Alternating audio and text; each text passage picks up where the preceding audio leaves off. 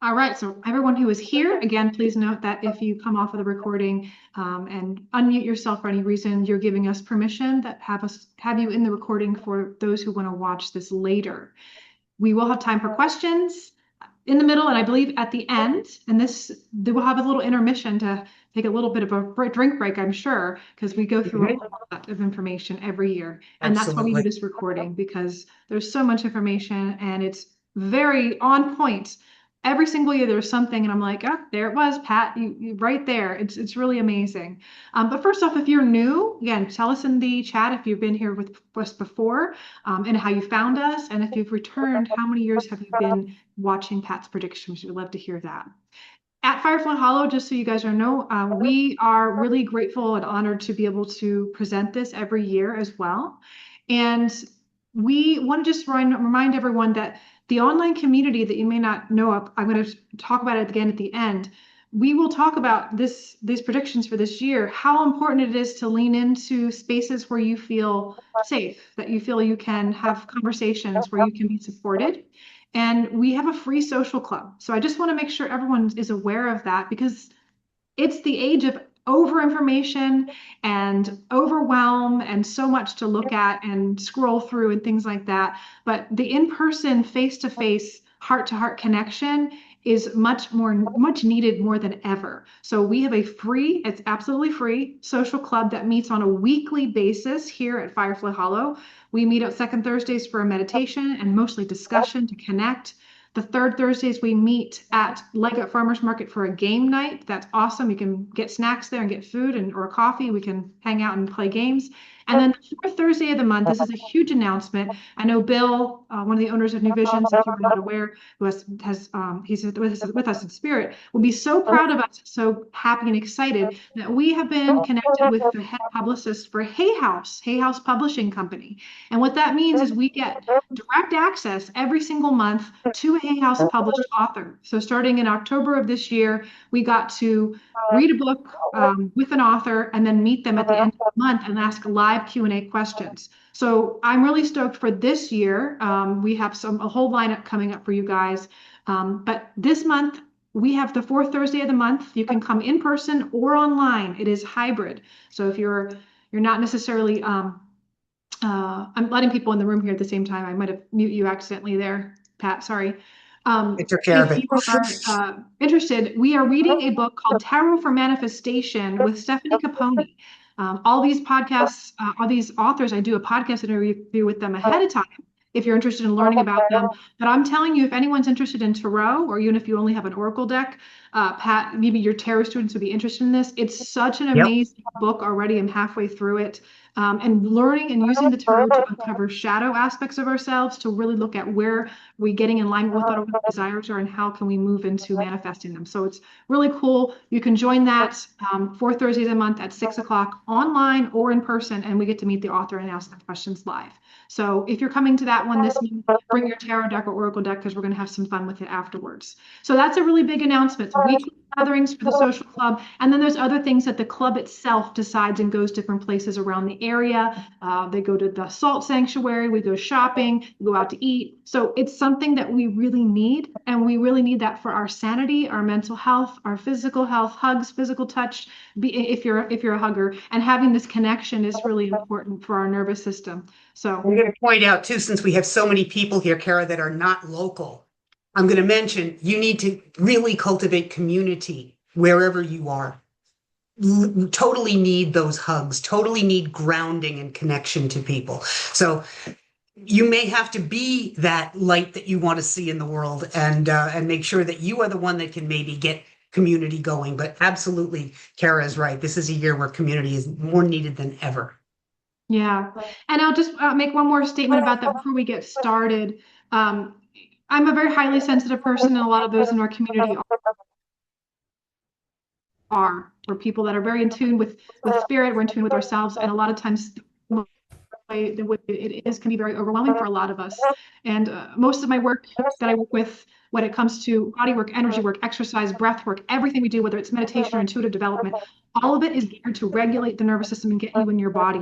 And Pat's going to talk about how important that is this year, because the more we're in our heads, the more we're easily toppled over by the motion in the ocean, the astrological weather, versus knowing which way maybe the weather's going to go for the month based on her predictions. So we know how to be hard to paddle or where to like let go and surrender and just get back in our bodies so we can maintain our sanity and our nervous system regulation so we can continue to meet our community and the larger world with clarity and discernment and love and bravery too. So that's what my offerings are. And I'm looking forward to seeing you guys either in person or our online community space. Again, if you're not local, this information and stuff to connect is also in the online Mighty Network space. And we'll share at the end about that. Without further ado, Pat, I'll let you get started and I will have you share your screen and I'll pin you at the top. And if anyone has any questions during the presentation, you're welcome to put them in the chat. I will ask Pat them at the middle, so I will scroll back up. But if there's a long chat feed, sometimes I'll get lost. So please don't get upset if I miss your question. Just ask it again, because a lot of times we get a lot of conversations going in the chat. And you're more than welcome to conversate with other community members while the presentation's going on. All righty. Now, if I'm not mistaken, you should be seeing the first slide from my presentation, correct? Kara?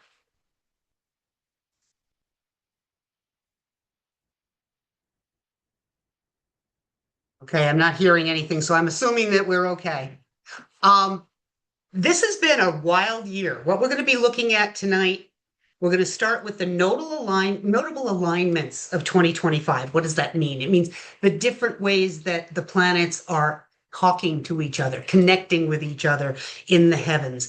Then we're going to look at some specific planetary movements, the eclipses that are coming up. There are 4 this year. The retrograde patterns in play. Particularly, we're going to be looking at Mercury and Venus because it's quite interesting. They're going to be retrograde at the same time in late November and in December. Then we'll get into the predictions for 2026. My apologies. I didn't fix those. US predictions for this year, 2026.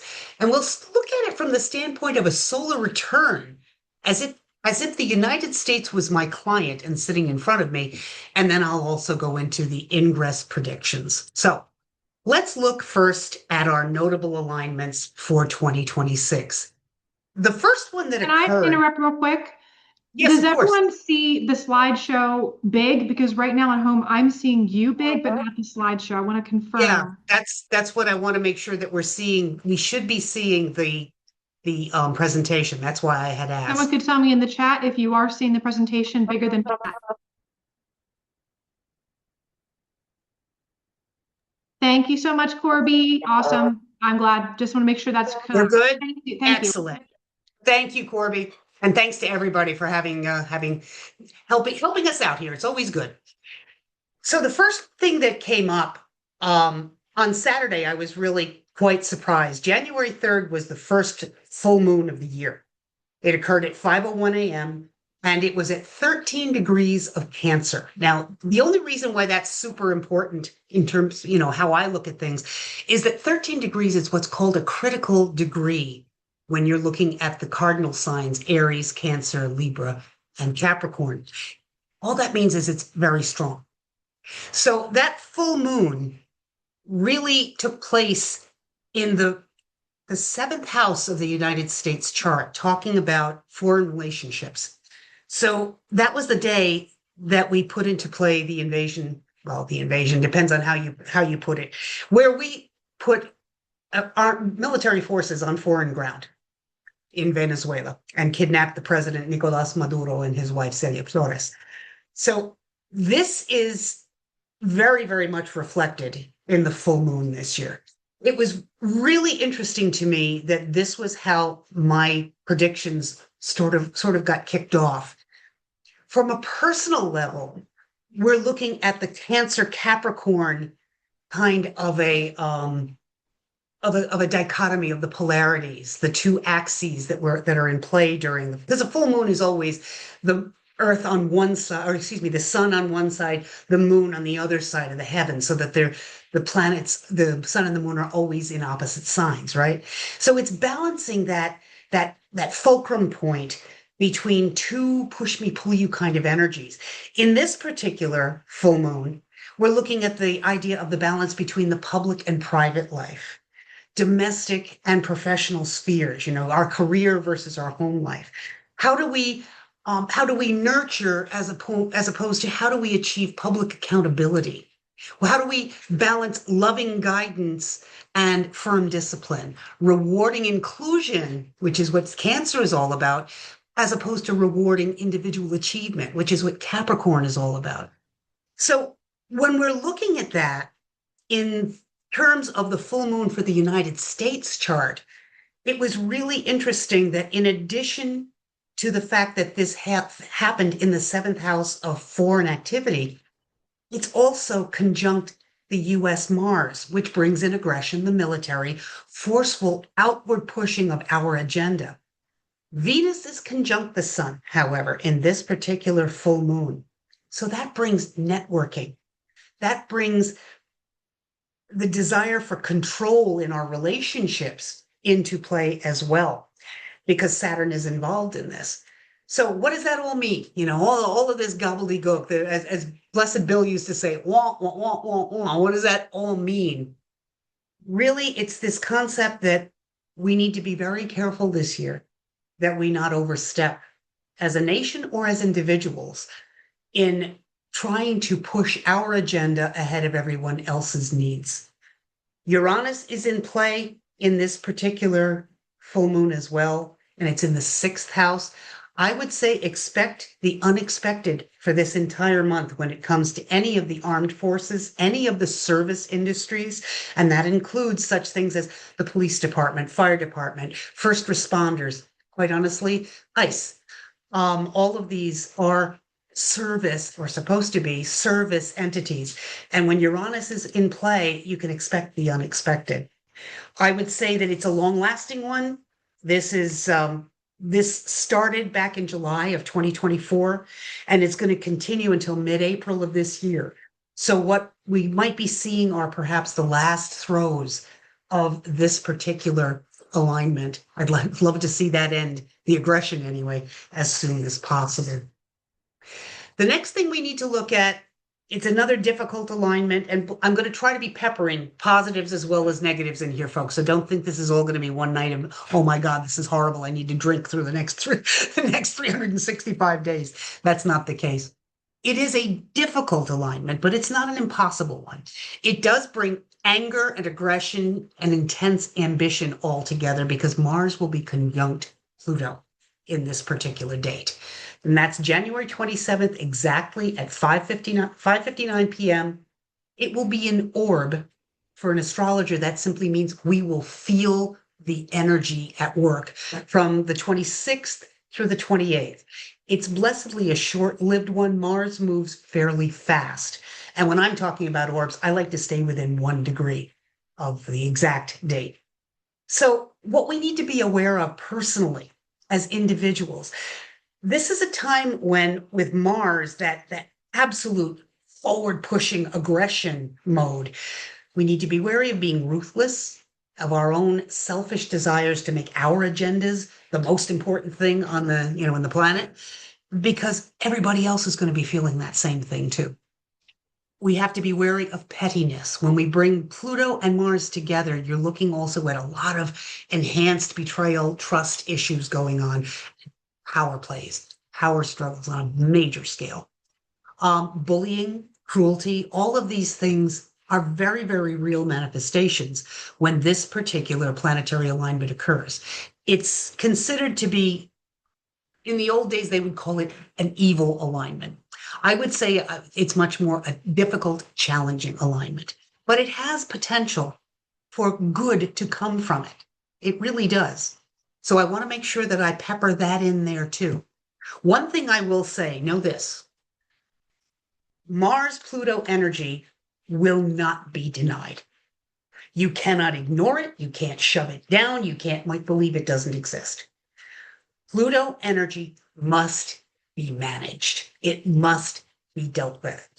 If you try to ignore it, what will happen is that it will manifest around you with situations popping up next to you that are aggressive and anger-filled. It'll be people that are taking their anger out on you. The best way to utilize this is in a conscious and mindful manner. If you know, for example, that you're going to be having a difficult time dealing with people during these 3 days, January 26th through the 28th, and it's possible for you to do so, try to schedule working on your own during that time. There's a way to be selfish that is actually workable, okay? And that is by putting your agenda items on the schedule.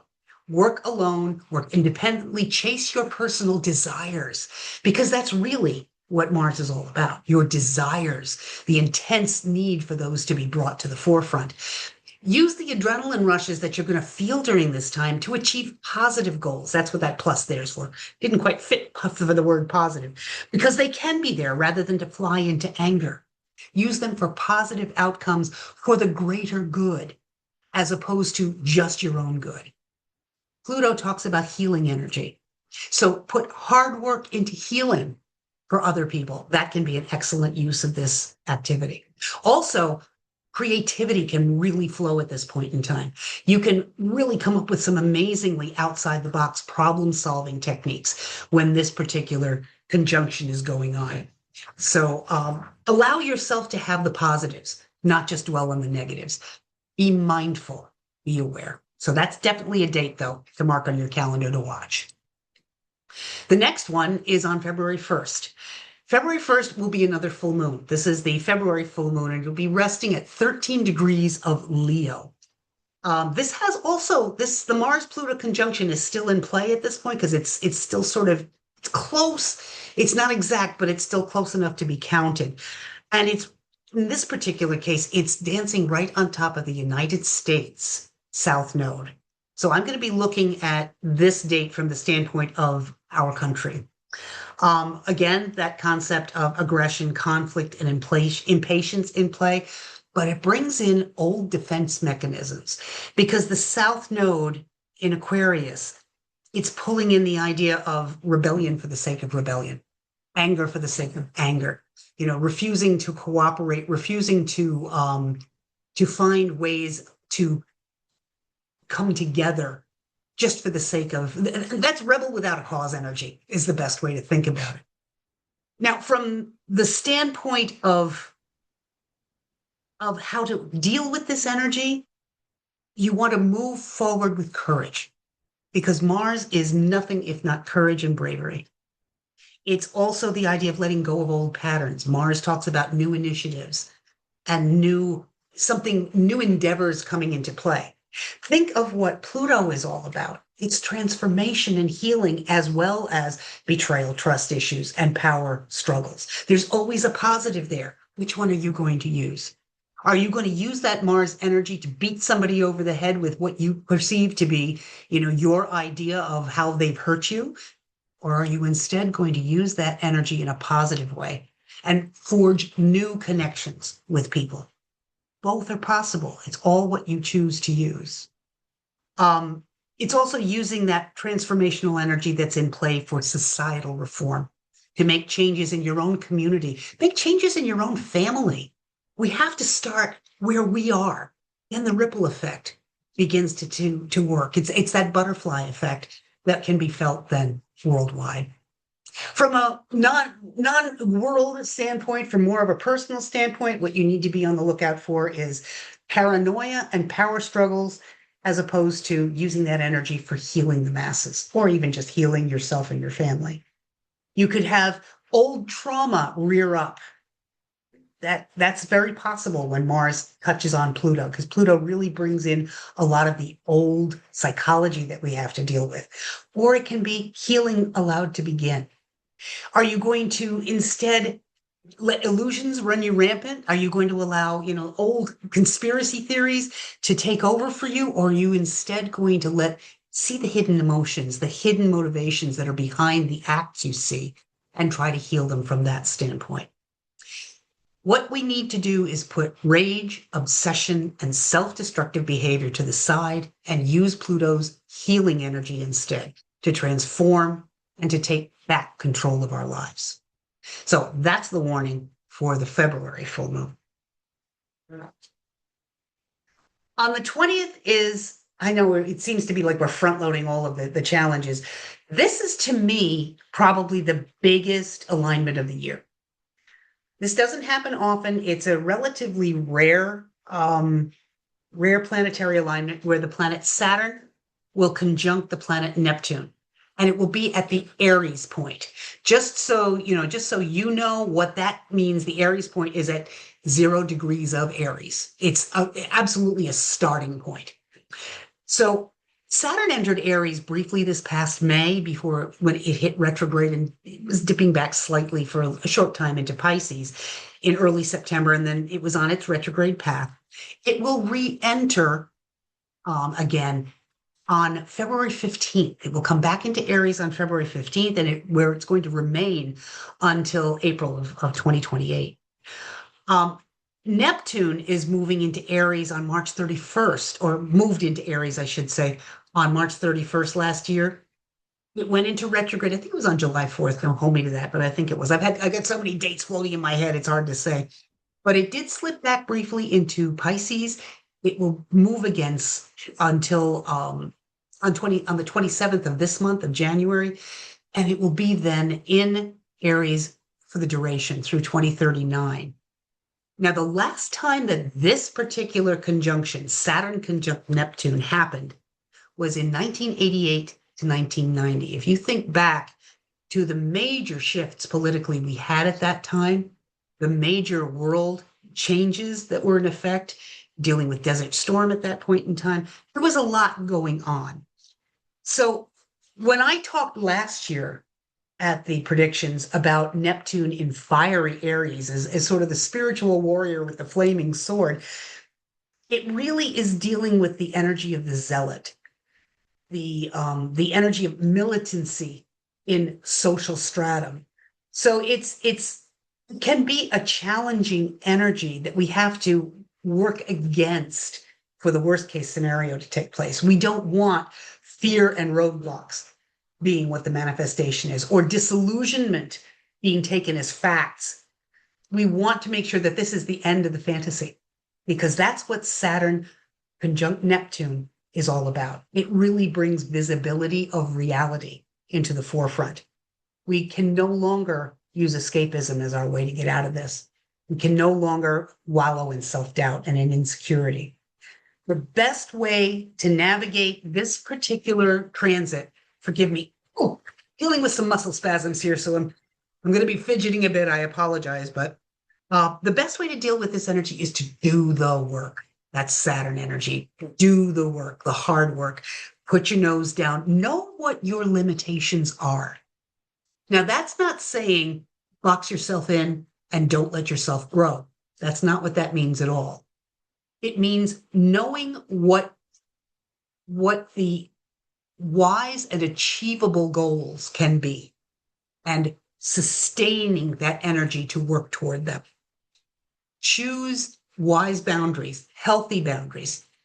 Live honestly. Neptune is going to call out a lie faster than you had any idea, especially in Aries. There's a new trend, I shouldn't say a new trend. There's a current trend. Instead of living lavishly, live slightly below your needs, so that you're able to keep the nest egg that you might want to be building in place. Your assets can be easily liquefied if needed. Some of the ways that can be happening is to avoid doing the buy as you want it. Instead, take a look at what you already have and try to think, how can I repurpose that? Can I take that and maybe use it in another part of my house or for another reason? Or better yet, can I donate it or sell it in order to have it have new life with somebody else and give me some money to work with? So repurposing is one of those wonderful ways to live below your means. Instead of impulse buying, make a list of the things you want to have, not need to have, but you want to have. Say beginning on February 1st in order to be able to keep in line with this energy. Then wait. Do not buy it immediately.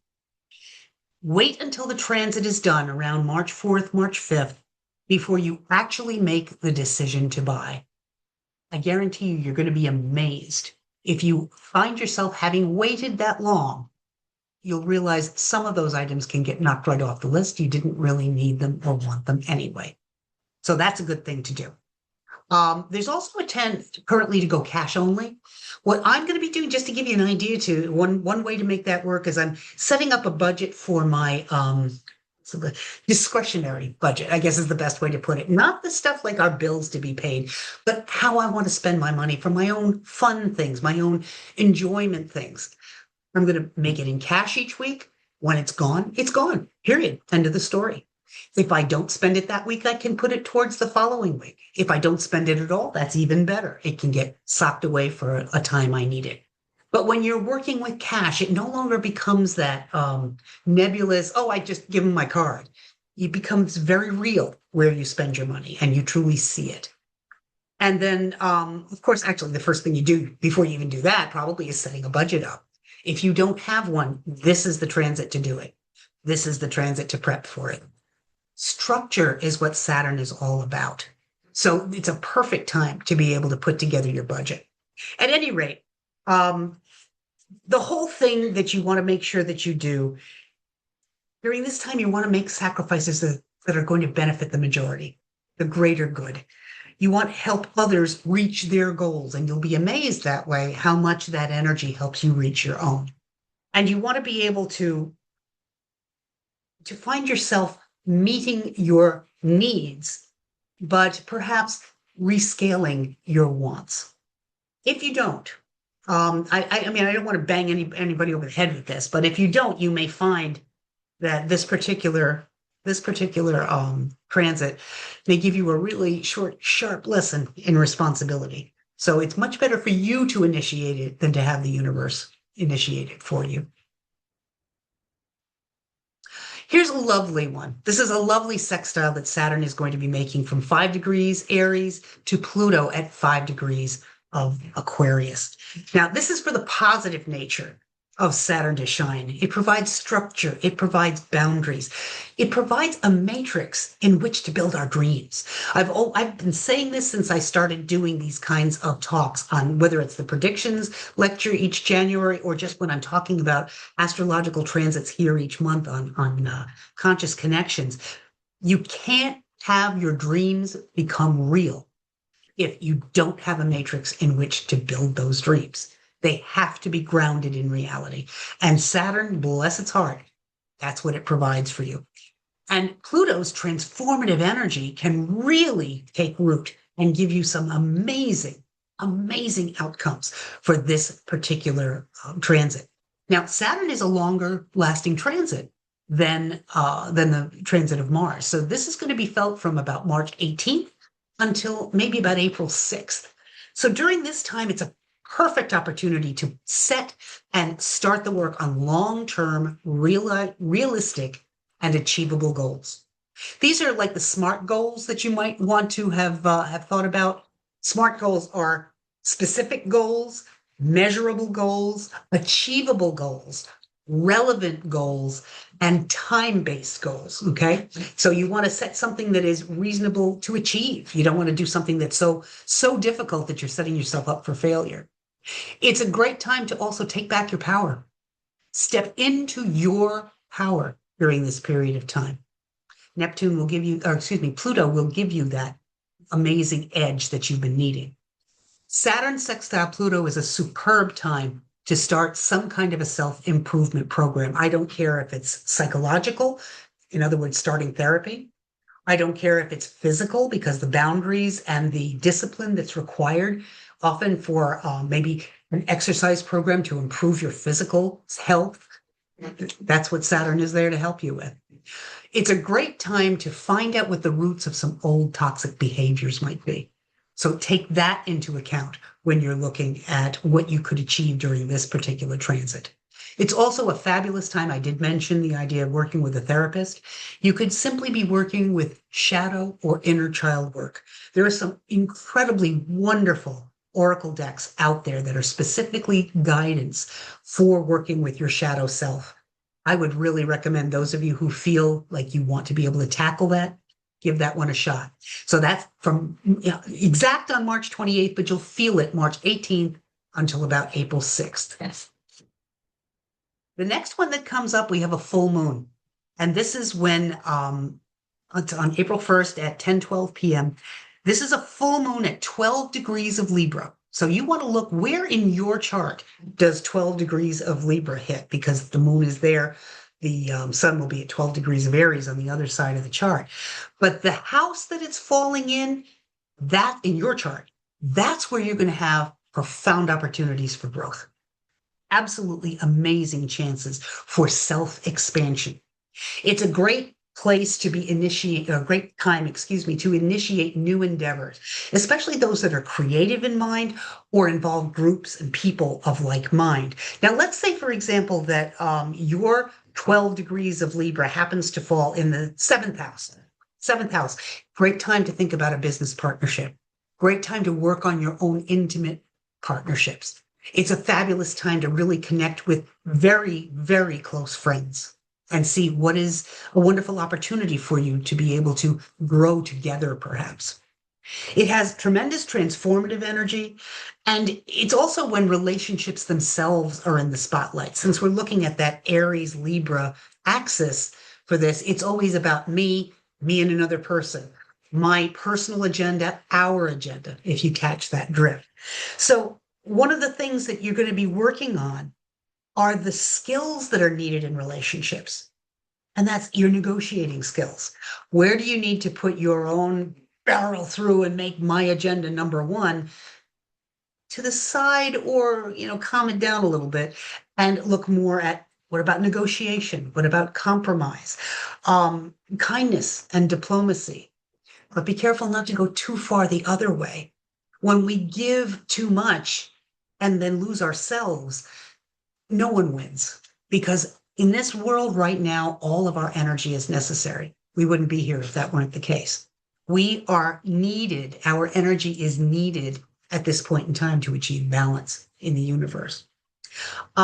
What you can expect, because a full moon is always emotional in nature, is that there's going to be an extra high emotional impact in relationships. So that may be a bit of a challenge if you're dealing with a relationship that needs some work, a relationship that might need to end, or a relationship that maybe is just beginning and you're just trying to find your feet.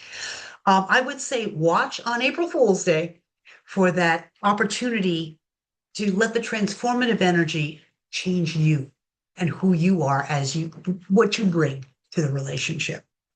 It really highlights the conflicts between diplomacy and personal courage, tact, which is always a wonderful Libra trait, but versus authenticity. Sometimes you have to be real, and it's not always comfortable for both parties of the relationship. Needing to be fair-minded versus pushing one's personal agenda, forgetting the other person has an agenda too. Partnerships versus independence. This is very much Aries, Libra themes. The full moon is likely going to provide you with, over those 2 weeks between April 1st and the new moon, it's going to provide you with a lot of revelations. You're going to see things, if you're willing to look, if you're willing to see them, where you can get that clarity that you maybe need. So I would very, very much suggest that you take some notes during this full moon on where and what you'd like to make change in your relationships. Also take note of what house, because that will tell you where the changes need to be made. Fifth house, for example, let's say it's happening in the fifth, could be your relationship with your children. The next one that I looked at was on June 29th. This is the next full moon at 8 degrees of Capricorn. Now, on a personal level, what we're looking at is the home life, work-life balance. That's always what you deal with the full moon of moon in Capricorn, in this case, the sun in Cancer. Where does personal accountability come into play against familial nurturing, holding space for family or pushing yourself out there to be in the forefront? Ambitious independence versus inclusion. These are always going to be the themes that are dealt with in a Capricorn full moon. For the US, though, and this is one of the reasons why I chose this particular full moon to be a highlight for the year, this is going to be a come to Jesus year. Like all full moons, the emotions that are into play are really going to be brought into focus by this full moon. This one falls with a T-square formed by Saturn and Neptune as well. So what does that mean? It pulls illusions, Neptune, and fear, Saturn, into the mix. So you mix illusions, fear, emotions, and what do you get? A real recipe for trouble. We are going to have to face our previous debts, our promises that we've made, and we have to make good on them as a country, as a people. So this is something that we have to pay attention to. We need to pay attention to having accountability, no longer trying to pass the buck. We have to make sure that because this falls on the 4th and 10th house axis of the US chart, this is where we're going to be looking at the masses versus the average citizen as an individual and family, versus the leadership and the government. I think what we may find is that there'll be a lot of new goals that are going to be set during this time, both by the government and by each of us as individuals. We'll have to wait and see how that really plays itself out. But it really does promise to be an important 2-week period here with the full moon. Now, I put 5 dates together. July is crazy busy, crazy energy, a lot of Jupiter energy, a lot of Uranus energy. As you'll note, these are dates. I'm going to give you a minute to make notes of these dates, keeping them in hand. This is all happening in a 10-day period. Uranus sextiling Neptune, Uranus trining Pluto, Jupiter trining Neptune. That one I've highlighted in gold, it's the only opposition or challenging aspect in the group, okay? Jupiter making an opposition to Pluto. Then on the 21st, we have Jupiter sextiling Uranus and Neptune sextiling Pluto. These are, for the most part, really positive transits. But what needs to be made aware here is that any Jupiter transit, especially, it tends to lead us towards complacency. Because, oh, this feels nice. I'm content. I'm happy. And we need that kick in the pants that Jupiter opposition is giving us. The sextiles that are on there, the sextiles are only opportunities that we might take advantage of. Nothing says we have to. They're opportunities. But if we let them sit there, and not do anything with them, then that's an opportunity and energy that's not going to get utilized. That opposition is desperately needed. So let's fine tune a little closer. The first one is July 15th at about 4:36 p.m. Uranus, the planet Uranus, will be sextile the planet Neptune.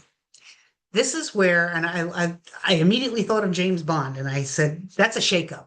That's a shakeup call. The status quo will be shaken, not stirred. This isn't going to be slightly stirring the pot. This is going to be taking the pot and shaking it like a crazy person. But the chances to look forward and to achieve new forms of healing, adjusting your belief system, are amazing. This is the 3rd time this particular transit has happened. The first one was back in August of last year. Remember when we had all the big changes going on? In August of last year, and then again on the 2nd of November in 2025. This is the 3rd, and there will be 2 more. One this coming January, or I should say next January. This January, sorry, and then June of 2027. So we've got, January and June of 2027. Forgive me, too many dates. So this is a big transit that goes over 2 years. This is one of the reasons why we're facing so many shifts and changes now. People's belief systems are being upended, and it's never easy to deal with that kind of energy. We can expect, with Uranus's involvement, less of a willingness to adhere to old dogmatic styles of belief systems. We're going to be absolutely seeing new ideas coming to the forefront, and a willingness to have humanitarianism as opposed to dogmatism being the nature of the beast, so to speak. We're likely to be seeing reform in environmental advocacy, care of underrepresented and at-risk populations coming into the forefront, and in general, changes in how we express compassion. I need to be careful how I state this because I have no desire to cause anybody any anger or ill will. But what we have been seeing over the last 2 days with the shootings in Minneapolis and in Portland, these are energies that are in play, that we're actively changing our beliefs. The horror is now being shown. We're trying to figure out why this happened when our beliefs say it shouldn't. We need to move into a new way of looking at things. We are far more likely to follow our own individual intuition with these particular transits coming into play. Autonomy, authenticity are the name of the game with Uranus. And this is an infrequent one. These cycles, even though it has happened a few times, the last time this happened was in 1966 and in 1968. And if you think about it, that really loosely coincides with when the anti-Vietnam War protests got into play. They started in earnest in 1965 and they hit their peak in 1968, right about the time that the Uranus sextile Neptune transit ended. So we're seeing that kind of energy again this year coming into play. Oh, on July, forgive me, back spasm. Whoa.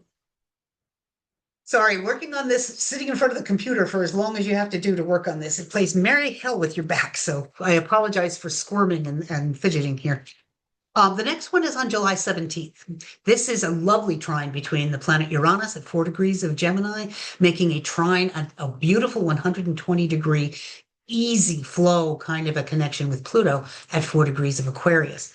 Now, this happens 5 times from July of 2026 through May of 2028. This is going to be the first time that this happens. We can expect radical social, economic, and political change to be the name of the game in this particular transit.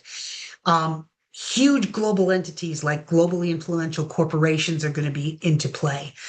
We can expect that the last time, to give you an idea, the last time that this happened, that this particular planetary connection was made, was in 1921, 1922. And that was when Hitler and Stalinism were first coming into the forefront of extreme politics and like communism, and on the other end of the scale, fascism. So, it was really, you have to expect the unexpected when this particular planetary arrangement comes about.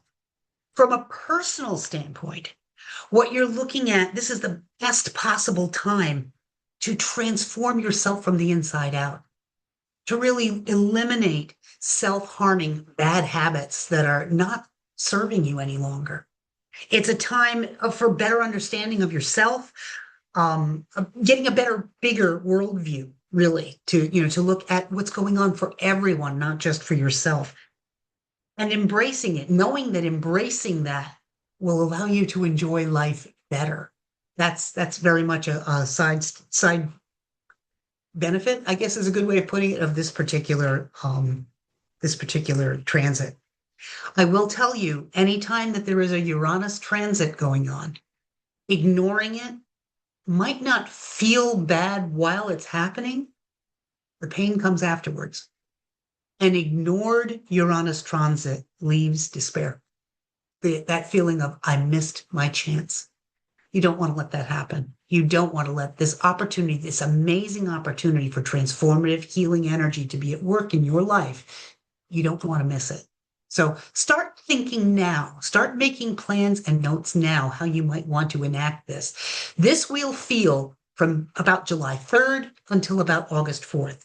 So you have some time to get some plans made and to basically build a new life for yourself. Build a new home for your belief systems, so to speak. The next one is on July 20th, and this is when Jupiter at 4 degrees of Leo is going to be trining Neptune at 4 degrees of Aries. So this is when we can recharge our spiritual goals. We can change direction. We can truly put oomph into what we believe and make it part of how we live. These two planets, in such a fortunate aspect, each equals such wonderful inspiration, imagination, idealism. It's truly one of the most uplifting of all of Jupiter's aspects that it can make. And it can help you really reconnect with your own spiritual path, with your own meaning in life. I can't tell you how many times I've had people come to me for readings over the past year saying, I feel like I've lost connection with the meaning of why I'm here. This particular transit can be very helpful for you if that's the case for you. It can also be incredibly helpful if you know where you want to go and need more oomph to get there. In addition, this will really bring out more compassion, emotional intelligence, and sensitivity. Now, what is emotional intelligence? Some of you might be wondering. It's simply being aware, having an awareness of the emotional realities around you, picking up on the feelings and the sensations and emotional realities of other people around you. That's what emotional intelligence is all about. It also has a tremendous opportunity to bring messages and all kinds of information get downloaded in dreams, in meditation. So this is a good time to make meditation part of your daily routine if you haven't already done so. It's a fabulous time to make sure that you've got a dream journal next to your bed. So it's easier to grasp with faith than with fear during this particular time. We just normally are more optimistic. We have more faith in other people too at this point in time. It's not like we automatically look at someone and think that there's a nefarious purpose at heart. We have more faith during this time.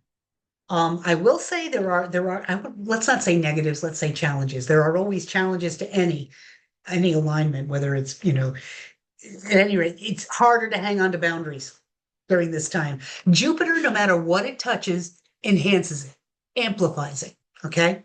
So Jupiter in touch with Neptune, who doesn't like boundaries to begin with, means that, yeah, it might expand your creativity, but it's also going to make your desire to escape difficulties more prominent. It's going to make your desire to struggle with healthy boundaries more prominent. It's going to be your difficulty with seeing illusion versus reality more of a challenge. So this is something that you need to be aware of and keep in mind during this particular period. This is a great time to enlist a good friend whose judgment you trust and say, okay, this is what I'm seeing. Am I losing it, or is that really what's going on? Tell me what you see. Use each other. Use friends. Connection can help you keep yourself on track. The best things you can do, again, imagination can run rampant for good or ill. The best thing to do during this particular time transit is to really work at setting healthy boundaries, setting achievable goals, setting yourself up for success, not for failure. And because Neptune is involved, building in rest. Building in rest.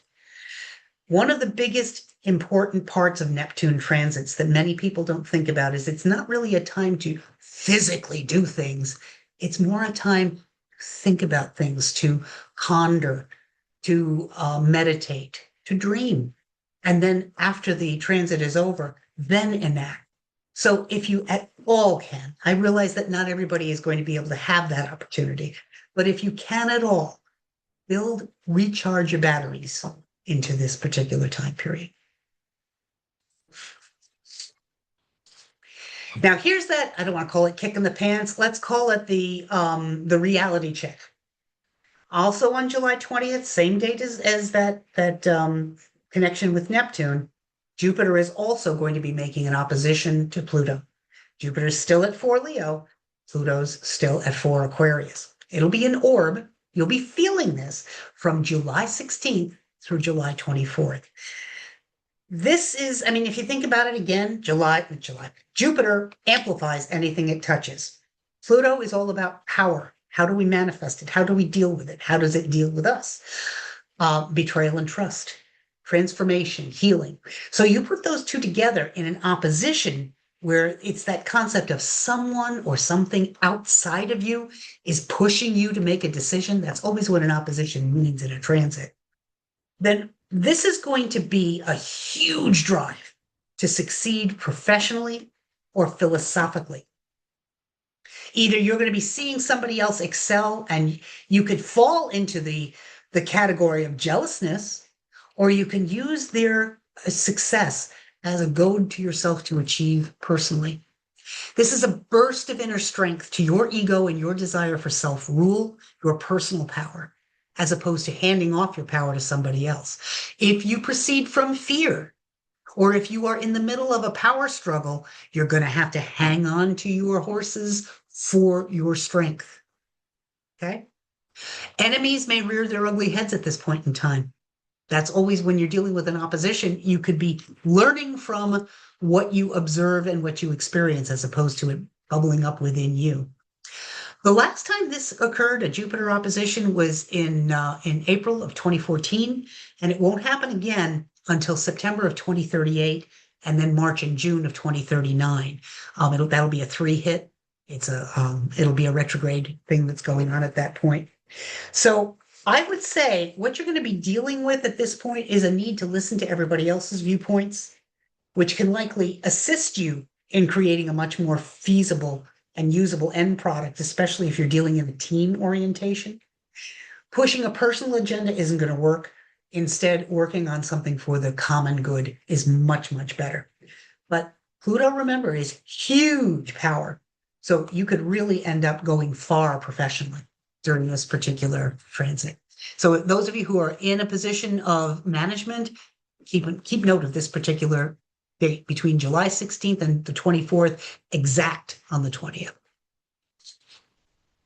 On July 21st, we have another Jupiter sextile. This time it's Jupiter sextile Uranus.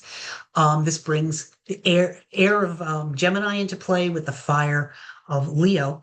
And when Jupiter makes a fortunate connection with Uranus, all changes, all innovations are seen as exciting to us. We just love the idea of things being different. And in fact, we fear change a lot less, even those of us who don't deal with change really well. It's a great time to initiate any kind of transformation in the Uranian areas of your life. In what house does Uranus rest in your chart? Where is Aquarius in your chart? Both of those houses, because they might not be the same, obviously, both of those houses will give you an idea of where the greatest growth with group activities can take place. This is really a good time to embrace technology. Personal growth through technology and social reform activities are fabulous at this time. We're looking at July. If you have a political candidate that you want to support, great time to get online and work with them. Do you have a desire to do some kind of a self-help study? Joining a group online is fabulous for this time. It's generally a really positive period of time. Lots of good luck. As a matter of fact, money, opportunities can fall out of the air into your lap when this is going on. So, and usually right when we need it the most. So I would love to hear in July how many people have had some kind of a windfall of some kind, either an opportunity or literally filthy lucre landing in your account that can make your life a little bit easier. It's a great time to make online connections. So if you build, if you're a business person who builds their market through online connection, that's a good time to do it. But it is hard at this particular juncture to buckle down to make online connection. To make yourself do the grunt work of getting things done. You're going to have to build that in there. You're going to have to discipline yourself. So I would say there may be a way to do it, to break it into your day in palatable ways. For example, set an alarm, 30 minutes of focused work, and then give yourself 15 minutes to play. Back to 30 minutes of focused work, another 15 minutes of play. Obviously, that's not possible for everybody. But if you can, you might find yourself being a lot more productive during this period of time. Because really the problem, as I mentioned, with these Pluto sextiles and the trines that we're dealing with in here, or the Jupiter sextiles rather, they lack urgency. So we become complacent. This is why that Jupiter-Pluto opposition that is underpinning this whole period is so necessary for us. It provides that catalyst that forces us to bring all of the potential we see into reality. The next one we see is a sextile between Neptune and Pluto. Neptune at 4 degrees of Aries, Pluto at 4 degrees of Aquarius. This happens on July 25th. And this actually happens 49 times, 49 times between 1950 and 2032. They're in 3 sets. The first 3, or the first 15, I should say, were between 1950 to 1956. If you're around my age or a little bit older, you probably have Jupiter, or you probably have Neptune in the sign of Aries. It's the final 13. So we're dealing with passion, Pluto, versus compassion, Neptune. We're looking at the kinds of energy that brought the Civil Rights Act into play in 1976. There were 21 of these particular sextiles between 1976 and 1996. So there was the Civil Rights Attorneys Fees Act, which basically stated that if you are facing litigation through civil rights acts, you can have they have to set the fee at an accessible way. And don't hold me to that. I'm not a legal scholar, but it seems to me that was basically what it meant. There are 13 new ones. This is the first one to kick off the final grouping, and there'll be 13 between this year, 2026, and 2032. And it will start with this Neptune in Aries and Pluto in Aquarius. So it's reminding us more than anything else that we're not alone, that we're part of the collective, that every human being is part of this planet, that there is really no us versus them. That's being manufactured for us. These are, forgive me, these are lies that are being perpetrated. We are all one human race, all of us. The problem that can arise with this is that social issues, which is, Neptune's bailiwick, can bring anger and fury to cataclysmic levels, because Pluto talks about nuclear strength energy. The way to navigate these next 6 years is by keeping the faith. We need to keep the faith that we can survive this. We need to do the work, but we need to believe in that concept of unity, that we are stronger together than apart. And this is where Neptune's beautiful message of merging, of oneness, collective, really comes into play.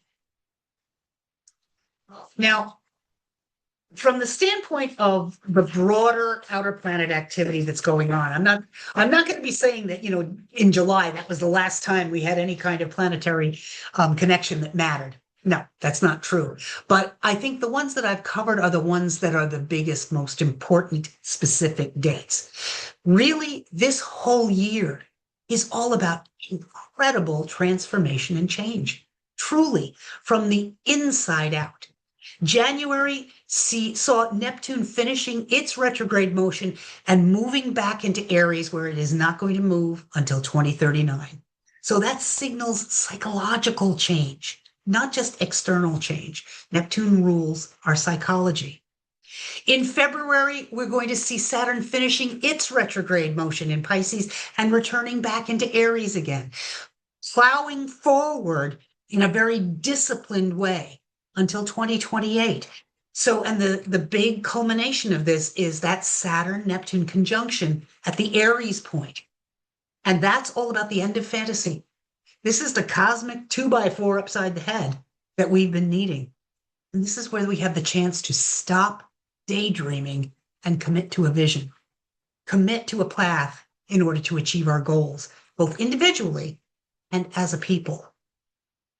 Then in April, we have Uranus finishing its retrograde motion and moving back into Gemini, where it will remain until 2033. And this is where new ideas and new ways of thinking are going to be required. New ways, not just of thinking, but also of communicating. We can't continue as we're doing and expect change to happen. I'll raise for you the wonderful Bill W. in Alcoholics Anonymous. The definition of insanity is doing the same thing over and over and expecting a different outcome. If we want change, we've got to start ourselves somewhere. So what I would suggest, one of the ways we can do that, how do we change how we access our data? Instead of looking at social media, look at newspapers, read a book, think for ourselves. Find different ways to gather your information. Even just small changes can make a difference in how we think. In July, the next thing is that Jupiter is going to be moving into the sign of Leo, where it will be for about a year. And then there'll be that Jupiter-Pluto opposition, that kick in the pants, so to speak. So there's a lot of Jupiter activity, a lot of growth. Let fiery Leo move you to do something instead of just being complacent, which is often a Jupiter side effect. The other thing that's coming up, I didn't go into this in the dates because it's sort of the beginning of an era. In August, the transiting North Node will be shifting into Aquarius. And this is, when we look at the North Node, we think about the qualities that we need to embrace, we need to gather towards us. So this is all about humanitarianism versus self-centered lack of compassion.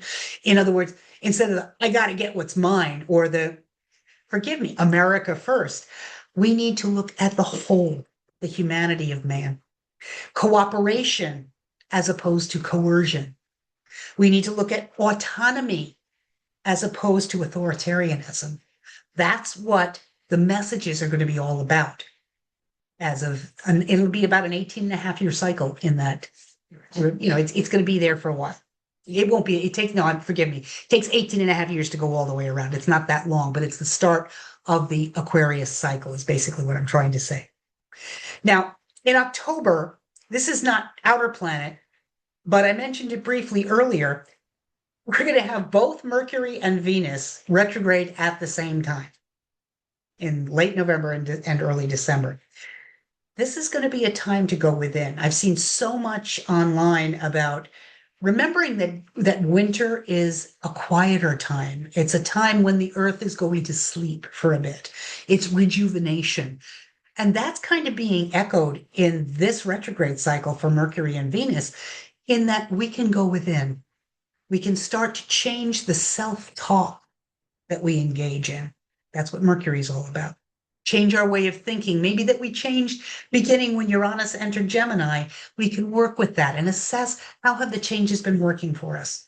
In Venus, we're going to revisit what's important to us from a romantic standpoint, from a relationship standpoint, from a values standpoint. So this is a big year of change, people, and it's starting from the get-go. It started on January 3rd, and it's going to run all the way through the year. Now, I'm going to stop the share for the moment, and I'm going to ask you, Kara, if we had any major questions that might have come up that showed up on the chat. At this point, let's pull it back.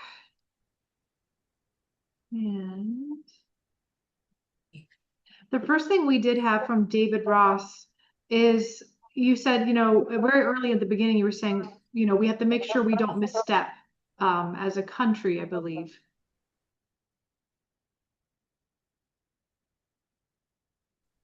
So the question.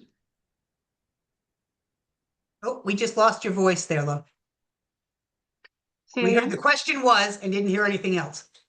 Oh, what happens if we do overstep? What's the likely outcome? Well, who knows? I mean, what happens when you overstep on a personal level? You have to do some kind of a recalibration to make it work. That's the problem with astrology. All I can do is tell you what the energies are. It's what we do with them that matters. So if we misstep, we're going to have to deal with the fallout is really where it is. I don't know if it's not the answer anybody wants to hear, but that's the reality of the situation. You guys, if you have any questions, please go ahead and put them in the chat. And yes, please feel free. Yeah, put them in the chat for us. I'll give you some time to type there. Do you have any questions, Matt? No? Does it make sense? I'm curious for the other, because I know we have a bunch of intuitives out there in the audience, and thank you so much. Again, shout out to Team Pro and to Team Raven. Wow, I love you guys. Does this resonate with the feelings you've been having for what might be coming this year? I don't see it as hopeless. I see it as challenging, but I don't see it as hopeless. What are your thoughts? I love this question. I'd love to hear everyone else's thoughts on this for sure. I feel like it's just the next chapter of a story that's unfolding. It makes sense just even since the pandemic but I'm also biased. I have to be aware of my own bias because of what my work is, but every single thing I do is about finding disalignment within yourself. And what is it that you're blocking? What is it you're avoiding? What is it that we're trying to ostrich put our heads under the ground, and hide from things? And I've been watching this for years. We have to, that it relates to our relationships, our money, our health, our government. Every single system is Everything. not working. Everything. So I've seen this, this is what my work is. So I think it's exciting because we have the opportunities now to not look away, or we have to. Yeah. Even though I it's was interested in your comment, Corby, about having seen this in 1968. Can you elaborate for everyone? Unmute yourself, babe. Can we unmute her? Yeah. Go ahead. Let's see here. Where is she? Okay. There we go. There she is. All right. This was when I was 13. Didn't know guana from Shinola about psychic nothing. But I was walking down the street in Cherry Hill, New Jersey, and all of a sudden I saw a vision of the US. Dark skies, some buildings on fire, clearly the country collapsing. And I heard, "You have been through this before, you will do it again." That's where I found out that my soul is always in here at times of major change on what looks like the wrong side, the losing side. But what that did is that prepared me for what is happening. Yes. And Yes. it's, I see what happened in Minneapolis. Is it horrible? Yes. But I understand that it is the path on which we need to walk, and the path doesn't always have flowers. That's true. This is very much, oh, I'm sorry, go ahead. People say, "Why aren't you getting mad online and posting, and don't you care?" And it's like, no, I'm doing my work elsewhere. And those of us who are intuitive can have the faith. It's dark now, but we get through it, and America comes back humbled, chastened, cleansed, and Stronger. Stronger. totally different. I would also say that, for those of you, for my students in the audience of my tarot class, this is very much tower energy. And I always teach the tower card as being the idea that it's the outer ego blasting away and finding that divine spark within each of us. And it isn't until we are tried in fire that we know what that divine spark looks like. It's not easy. It's sometimes not at all pleasant, but it doesn't mean that it's the end of us. And I really want to make sure people know that. This is why I've been saying we really need to pull together. We need to find our tribe, find our community. Hugging. It sounds so goofy. Hugging is so important because we need to know that physical connection with others. So unless there's other questions, I'd like to get back onto the presentation. There's the word. I knew I had it there somewhere. Sound good? All right. We're going to share the screen again. Okay. So now the eclipses that are coming up, there are 4, as I mentioned, 2 in the spring, 2 in the fall. Now, one thing that you need to know when it comes to the predictive capability of astrology, the old masters used to be very negative when it came to eclipses. I loved how Bill Trivet taught it. It's like throwing a window open in a dark, or throwing the curtains open on a window in a dark room. It shines a light on something. But I will say it's absolutely true that the traditionalists knew what they were talking about. They had the data to back up what their predictions merited and referred to. Solar eclipses, when you're looking at a country, at mundane astrology, is going to be far more reflecting reflecting effects on the leader or the government in power. Lunar eclipses are going to far more reflect on the masses, the population, okay? When we're talking on the personal level with eclipses, solar eclipses are going to reference our ego, our journey. What are we here to do? What is our purpose? Lunar eclipses go far more into the concept of what is it that we want? What is it we desire? As opposed to what do we need to do, you know? So this first solar eclipse is an annular eclipse. In case you ever wondered what that word annular eclipse means, ANNULAR, it simply means it's when the moon passes between the earth and the sun, and it partially covers the sun. It leaves that ring of fire, you see? That's what an annular eclipse is. The moon doesn't completely obscure the sun. You can still see the outer edges.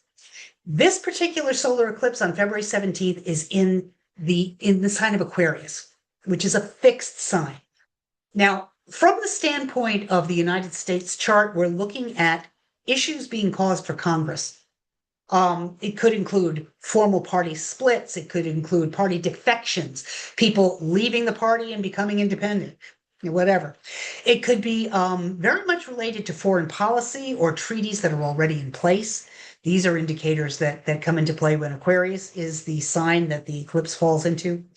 It also could be in terms of money matters for our country, considering these are the areas of life that are ruled by the four fixed signs of Taurus, Leo, Scorpio, and Aquarius. This happens in the third house of the US chart. So that suggests also that problems could manifest related to telecommunications, related to shipping or supply chains, aviation, public and private transit. The areas of early education come into play here. We're looking at the news media, writing, publication, telecom. And at this degree of Aquarius, which is in the final 10 degrees, it's called a decanet. It's at 28, so it's in the final 10 degrees of the sign. It's said that we need to expect blanket change over the next 6 months. Blanket change in everything. I'm going to throw in women's issues into this particular eclipse too, only because the Venus that's in place in this eclipse occurs within 5 minutes of arc. In other words, really, really close to the transiting North Node. Yeah, I know. Wah, wah, wah, wah, wah. So let's just say that women's issues, and our relationships with foreign countries are very, very much emphasized for this eclipse. On a personal level, on you and me, how is this eclipse going to affect us? We can look for our most committed relationships and our partnerships, as well as our personal finances, to be coming under scrutiny. Countrywide, this can reinforce financial issues and women's rights, but I am going to make one little offhand prediction here. So you can, those of you who like to write this stuff down, look for some specific news following this eclipse, following the February 17th announcement regarding a specific woman or a certain woman in the military, women in the military, or a specific woman, a general or an admiral of sorts, or it could even be a service woman who comes into the forefront. The reason I'm saying this is because Venus is so very much highlighted, and it rules the US 6th house of the military. I'm just tossing that out there. That was what I got when I was working with this particular eclipse. Now, the lunar eclipse that's coming up on March 3rd, that's a total eclipse. It means it's going to completely blot out the vision of the moon. This affects people most with their personal planets, Mercury, Venus, and Mars, at 8 to 18 degrees of the mutable signs. In other words, if you have your Mercury, your Venus, or your Mars, or even your Sun and Moon at between 8 and 18 degrees of Gemini, Virgo, Sagittarius, and Pisces. You could also count that as those of you, and I'm thinking of you, Corby, with those signs as your rising sign. I happen to have my rising sign at 18 degrees of Gemini. So this will affect me in some way, shape, or form. Lunar eclipses are always about relationships because it's always about that push me, pull you polarity of me versus them. And in this particular case, it's resting in the sign of Virgo versus Pisces. So this lunar eclipse presses us to look more closely at our needs, our lacks, and our wants concerning the balance between those areas of life. That's the day-to-day functions, our analytical routines, our physical health, the need for order. That's all Virgo. Spiritual health, the concept of chaos, the idea of vision, and also the idea of the infinite. These are Piscean realms. So it's at the second decade of Virgo. And when we look at the old guard and what what they feel is affected by these kinds of eclipses in that degree, we can look at damage to elected officials of local governments, whether in writers, county clerks, court recorders, court secretaries, that kind of thing. Since it's in the third house, happening in the third house of the US chart, or in the third house actually of any chart, it's supporting problems for the news media too, whether it's in print, television, or internet based. So what I'm seeing here and what I'm going to toss out to you, not necessarily as a prediction, although you could look at it this way. You may have noticed that a lot of the traditional news media, CNN, MS Now, they have lost viewership. Well, it isn't though that they have had their viewership completely leave them and go to the other side, so to speak. They've had them leave to go to alternative, like podcasts, as opposed to the mainstream media. I think that's what we're going to see in some way being really emphasized after that lunar eclipse on March 3rd. So you can make a note of that one too. In some way, shape, or form, alternative sources for gathering our news is going to be into play. Now, the fall eclipses, we have a solar eclipse on August 12th and a lunar eclipse on August 27th. So the first one, it's a total solar eclipse. It's a total eclipse. So this means it's more potent. Okay. Whenever an eclipse is total, it carries more weight and lasts for a longer period. The effect rather lasts for a longer period of time. I would say it's in a fixed sign as well. So I would say you can feel the effects of this one for about 6 months afterwards.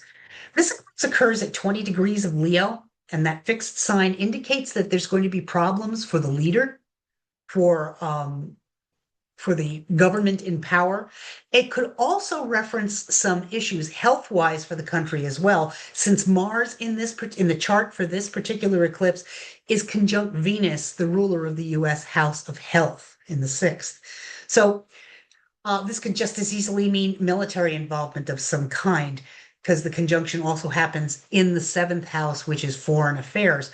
We'll look more into this particular eclipse when I get into the predictions part of the lecture tonight.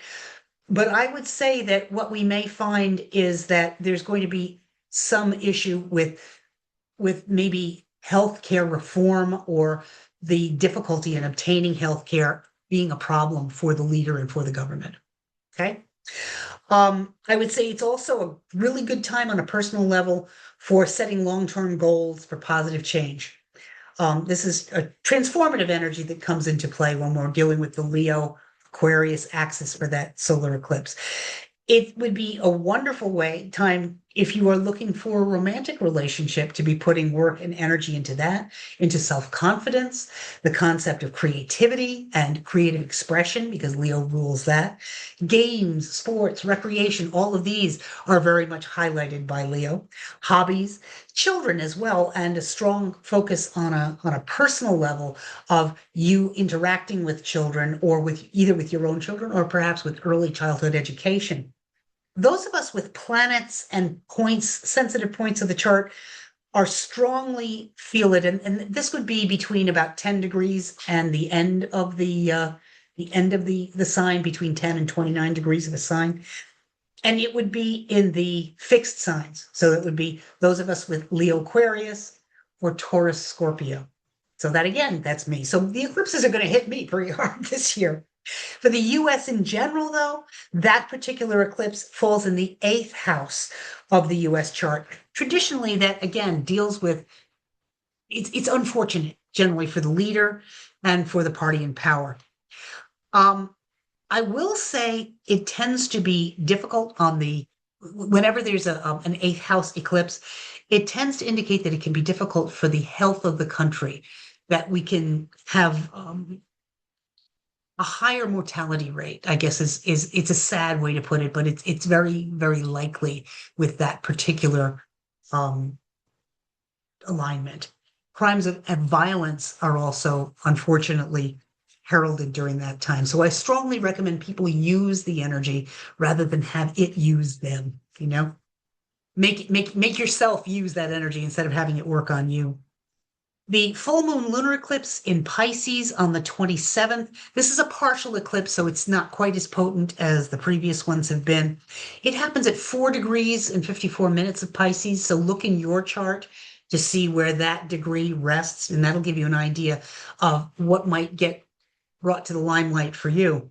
It's in the first decade of Pisces, and the way it's described as sorrow to priests and religious houses. So I'm sincerely hoping that elders in the religious community don't suffer as a result of this particular eclipse. It's very much going to be affecting mostly people born with personal planets and points at approximately 0 to about 10 degrees of Gemini, Virgo, Sagittarius, and Pisces, the mutable signs. And that includes your ascendant if you have your ascendant at those 4, in one of those 4. This is a 6th in the set of Virgo Pisces eclipses. This August eclipse can really serve as a further prompt or a nudge or a push to make improvements in the Virgo and Pisces ruled areas of our lives. As I mentioned with the last pair, that idea of daily routines, taking charge of our health, looking at, where we need to be more analytical and more disciplined. Okay. The one that when I was looking for nice quotes to pull, Cafe Astrology put it a nice way, and I'm going to quote them. Occurring close to the trine of a superior conjunction of the sun and Mercury. In other words, in this particular lunar eclipse, Mercury is very close to the sun at this point. An epiphany, an illumination of a matter, or a clearing of the air is likely and significant. We are sharp, communicative, and open at this time, and what we say or write now has a strong impact, for better or for worse. An idea or a plan can come into full bloom. So I think what we're going to find with this particular lunar eclipse on the 27th is that we're going to have some aha moments coming into the forefront that are going to really dictate what we do and what we choose in the weeks and months that follow. A lunar eclipse is an especially potent full moon in this case, it's always relationship oriented, as I mentioned with the last lunar eclipse. And it's asking us, where do we need to find order and where do we need to allow an infinite kind of boundarylessness? We need to find that fulcrum point in between the two. It's important to note that we're temporarily in the dark with something, with all of these eclipses. That's what the nature of eclipse is, that we are temporarily not knowing all of the information. There's some matter at hand where what we're seeing is distorted, like looking at it through a magnifying glass. It's not really the way it is. We need to be patient and we need to allow things to unfold in order to best make our own next best choice and decide our course of action. So I would say the best thing to do during any of these 4 periods of eclipse time is to allow ourselves to learn more, allow ourselves to be patient and hang in the balance. Unfortunately, people who are not paying attention to this kind of stuff may just automatically react, and we need to be there to help calm things down, to help bring things more into perspective. Next, we're going to look at the retrogrades for this year. Normally, I go through each and every planet, and I've got the dates here in play, but I'm only really going to be looking at Mercury, Venus, excuse me, Mercury and Venus, Mars we don't even deal with except for a shadow at the very end of the year. A little bit of Jupiter and a little bit on Saturn. I'm not going to touch on Uranus, Neptune, and Pluto because honestly, we're in retrograde with those planets almost half the year anyway, because they're just so big and they move so slowly. So let's start with Mercury retrograde. When Mercury is in retrograde, some of the big things you don't do, you don't sign contracts if you can help it, or important documents. This can lead to misunderstandings, it can lead to missed details, and it can lead to having to redo things. That's the problem with Mercury retrograde. It's not a time to start new projects, but it is a great time to look at projects already underway and see what needs to be tweaked. It needs to see, what is it that we need to work with to make them better. Really rein in losing your temper if you possibly can, because when you're angry, when water is boiling, you know how hard it is to see clearly inside that pot what's in there? Same thing with your temper. When you are boiling, you can't think straight or communicate properly. So work hard at making sure you don't lose your temper and lose your sense of perspective. Instead, accept it as a period of time of renewal and reflection. It's a time to review unresolved issues and maybe reconsider the decisions you have made and tweak them a bit. It's a time to experiment with new things that are paths you've never thought of following before. Not necessarily starting the new project, but thinking about how you might change, what you might do next. Pondering is really what you need to do. Plan ahead before you speak during a Mercury retrograde. Double check your communications to avoid any mistakes, and think to yourself, if I say this, number one, will I need to take it back? And number two, am I going to want to see this plastered all over a billboard somewhere? If not, don't say it, don't type it. Okay? These are your retrograde periods for the first Mercury retrograde. There will be 3 this year. It goes into Mercury retrograde shadow as of February 11th, slows down and stations on February 26th, comes out of it on March 20th, stations direct, and will be out of shadow by April 9th. The next one is in June through August. We have June 12th is when it enters its shadow. This one will be in Cancer, another cardinal sign. It will station direct at 26 degrees of Cancer on June 29th. It will station direct instead of retrograde at 16 degrees of Cancer on July 23rd, moving forward, and it comes out of shadow on August 6th. The final retrograde will occur in October, it does occur in October. And this one will be in the sign of Scorpio, another fixed sign. So these are all in fixed signs. I'm going to go back here because I know the first one, happened in Pisces. That's mutable, but we go to cardinal and then fixed for the October and November Mercury retrogrades. Go into shadow October 4th. It actually stations retrograde on October 24th at 20 degrees of Scorpio. And then after it's moved backwards, it will station and move direct again as of November 13th, moving out of shadow on November 30th. Next, we come up on Venus retrograde. And a lot of people, get nervous around a Venus retrograde. Oh my God, my relationship's going to fall apart. If you have a strong relationship, it's going to be a time of making sure that it's doing exactly what you need it to do.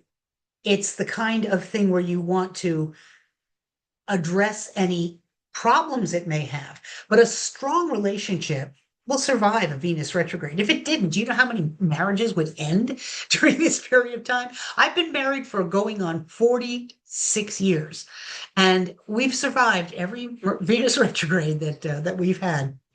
It's best to avoid making decisions in love, finances, and personal appearance whenever Mercury is in retrograde. Some key points that you want to do: avoid actually getting married during a Venus retrograde.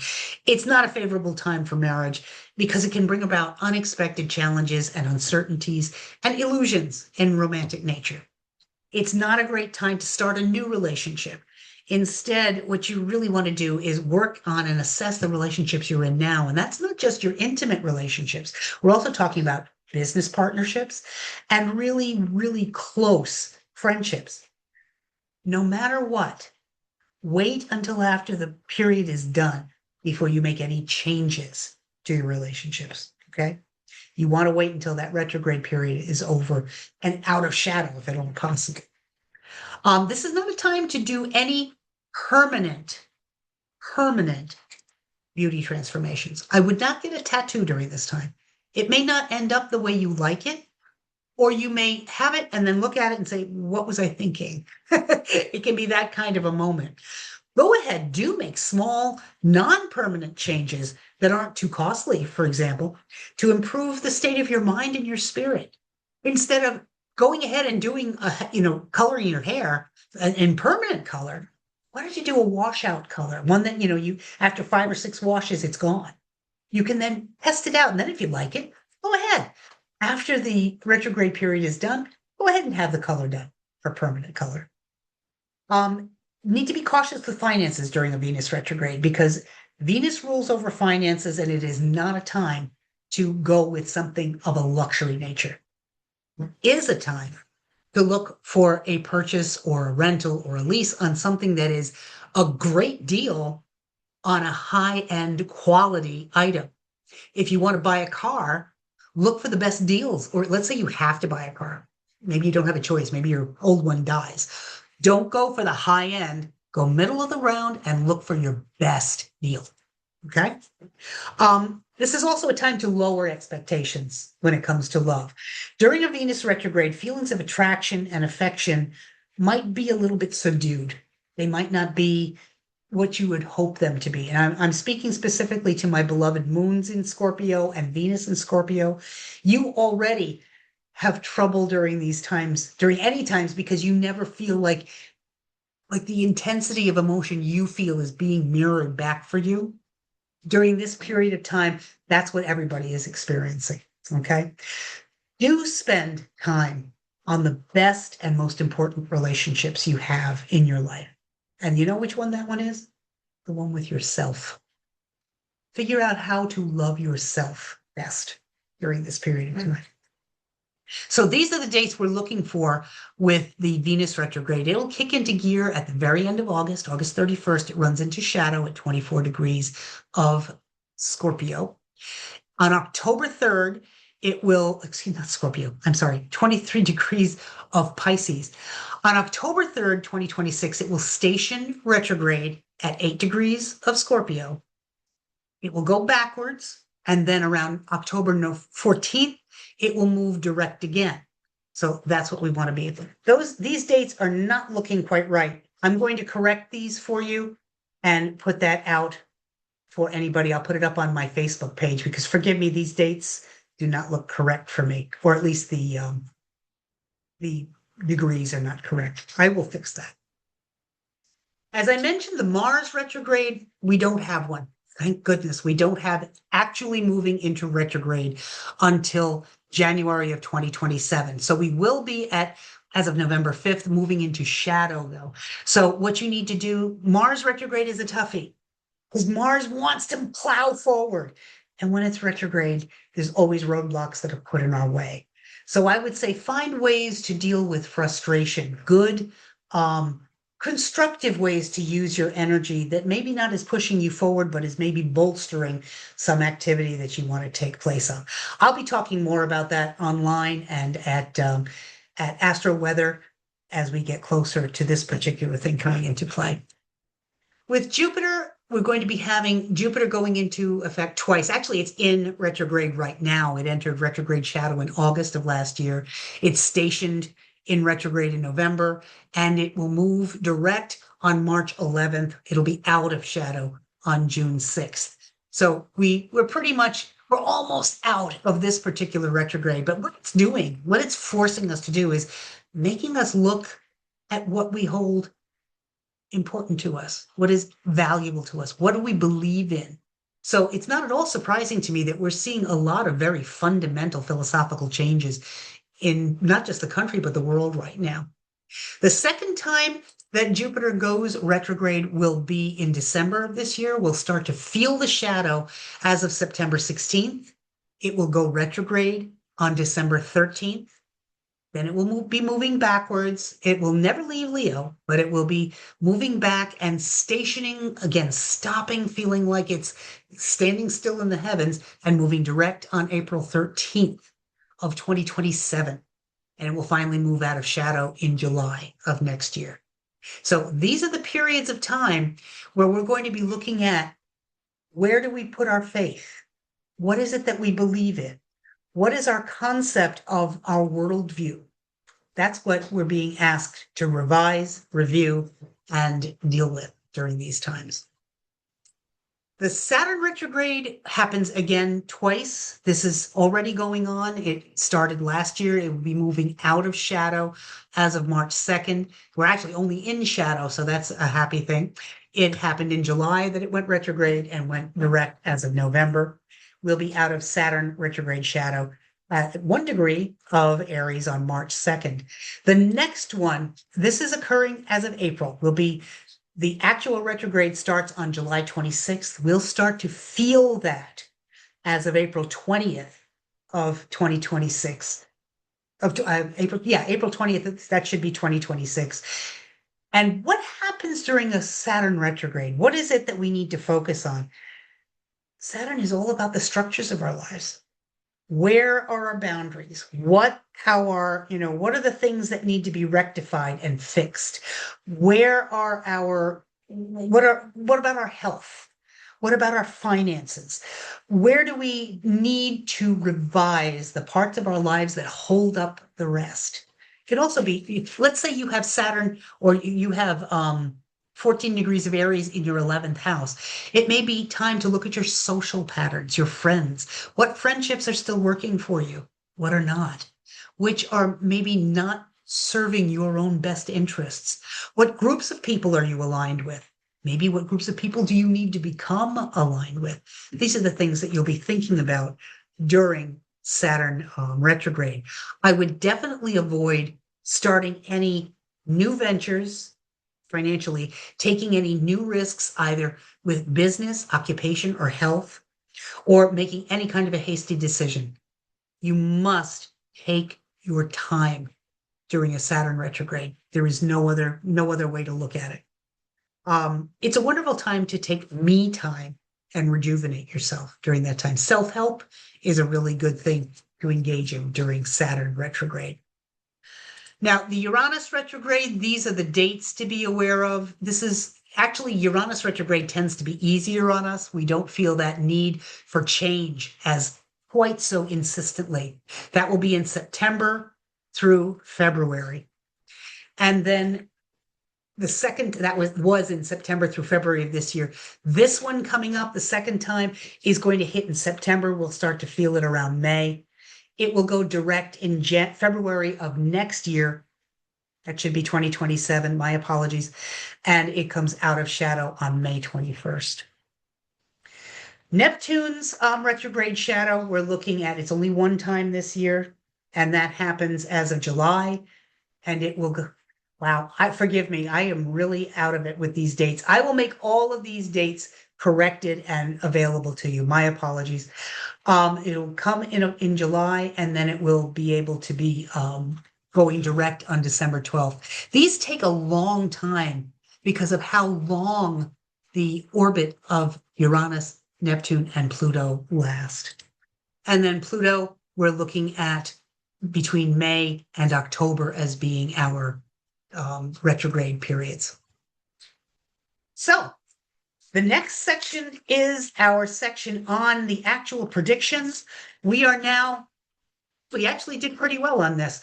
They're not going to take that long. I would like to go ahead and plow through it if people are up for it, or do we need to take a break? Let me know how you feel. I'm seeing we have a lot of comments.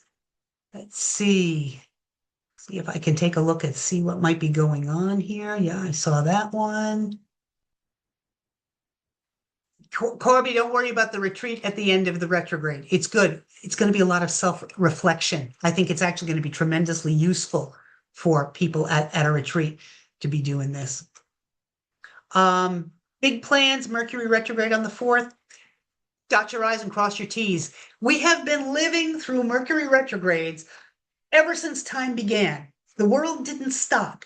We just need to be a little bit more aware. That's all. All righty. Okay. So I'm going to go ahead and start now, unless I see somebody post a question in the next few moments.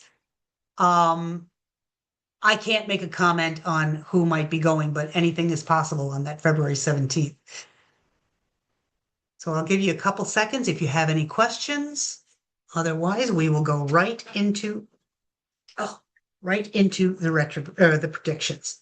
And it shouldn't take us longer than about 20 minutes to 20, maybe 25. We should be done well before the 9:30 deadline. Okay? All right, I'm going to go ahead and do it. Predictions for 2025. Now, I always try to find a different way to approach this when I'm looking at the predictions for the year. I like to take a look at how would I make this personal for everybody. And the way I will look at our predictions, for the first blunt way of looking at it, honestly, is I'm going to look at it from two standpoints. I will start by looking at the solar return of the United States for both 2025 and 2026. What's a solar return, you might wonder? Well, that's when the sun has moved around the orbit, or we've moved around, actually, not the sun. The sun didn't move, we did. But it looks like the sun is moving around to come back to the exact spot, if we were a person, when we first drew breath. Now, for example, I was born on February 1st. The sun was at 12 degrees of Aquarius. So every year when the sun moves back to 12 degrees of Aquarius is my solar return. The sun returning to its point of origin in my life. We look at it from the standpoint of where was the sun at the time the United States drew its first breath. I tend to use the Sibley chart. I know there's a lot of other people out there, a lot of other astrologers who don't, but for me, that one seems to resonate most with how I see the country. That would have been at 13 degrees of Cancer on July 4th, 1776. So we will look at when the sun returns to that date each year for 2025 and for 2026. Taking a look at that chart, the chart for that day, can give us a real good overall broad feel for the year ahead. Then secondly, I'll be looking at the ingresses, the cardinal ingresses for the year. What does that mean? Ingress is a fancy astrological term for when it enters, when the sun enters a sign. And it will be the cardinal signs, the 4 cardinal signs, the ones that mark the changes of the seasons here in the Northern Hemisphere. The sign of Aries, when it comes to 0 degrees of Aries, when the sun comes to 0 degrees of Cancer, which is usually in June around, it's the time of the summer solstice.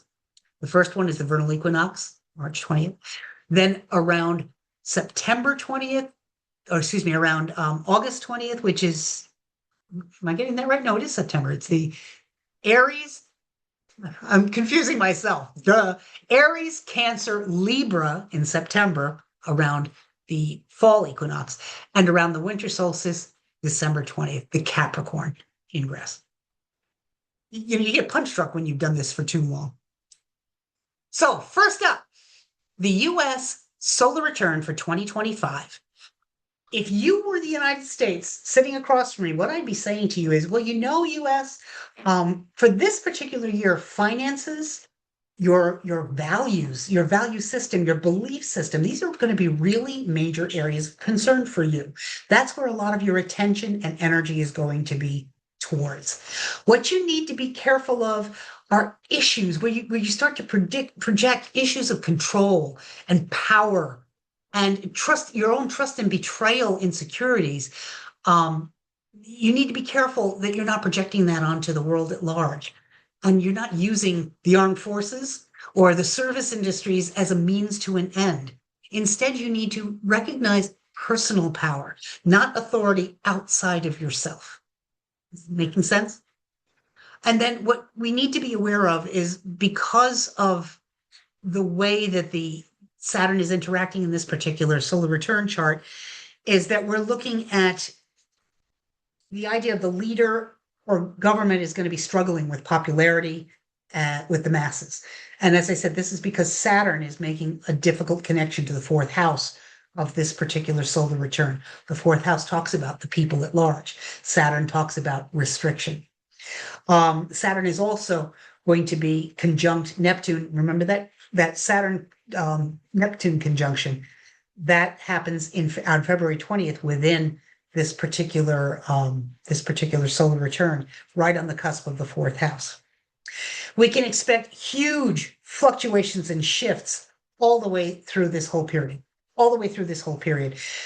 In this solar return, we look to see what natal planet is the first one to rise. In other words, comes closest to the ascendant. I know that's a lot of gobbledygook. Trust me by saying simply that the planet that is the first one involved here is the moon. The moon is the fastest moving planet of all. Well, it's not even a planet, it's a luminary. But that always indicates a lot of shifts, changes, and fluctuations. Additionally, we have to be careful for the potential for maturity instead of just incredible growth that isn't, what's the word I want to look for? Harnessed maybe is a good way to put it. You know, any business will tell you too much growth too fast can be the kiss of death, especially for a new business that hasn't got the infrastructure yet to take care of it all. The same thing is the energy in play here with the US's solar return. There's the potential for incredible growth and maturity if we're willing to do the work that allows the infrastructure to catch up with that growth. But there's a real marked propensity for being too independent for our own good here. Aquarius rises for this particular solar return, and Saturn is the ruler. Uranus is in critical degree, 29 degrees of Taurus in the 7th house of foreign affairs. So we need to be really, really careful here. If I could take the United States as a person and give it a hug and say, think before you act, think before you speak, that's exactly what I'd do. And then finally, there is really an ability to achieve our goals as a whole, as a country, are being a bit restricted because, again, Saturn rules the rules that I see. So we're not the fourth house cusp. It's not going to let us move forward as comfortably as we'd like. So what would I tell you? I'd say build on what you've already created. Try not to, go out of your way to be nuts and create a whole bunch of new problems that are just going to cause you to implode. Instead, work this year at stabilizing what you have. Well, that went into effect as of July of 2025. I would love to be able to tell you that the United States would have taken my advice.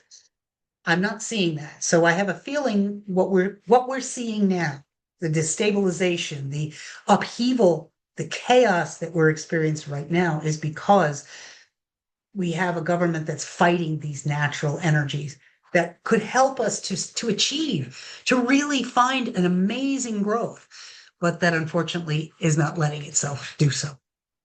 So the next one, our next solar return will be effective as of July 5th, not July 4th this year, because it's July 5th that we actually have the sun returning to 13 degrees of Cancer. Major area of focus in this particular year, that solar return sun, or the natal house, I should say, that comes to the ascendant in this chart is the 7th house. So our major area of focus is going to be our reputation abroad, both to our foreign allies and to our open enemies, because the 7th house is also the house of open enemies. The 12th is hidden enemies. We need to be very careful with dealing with our neighbors and our relatives.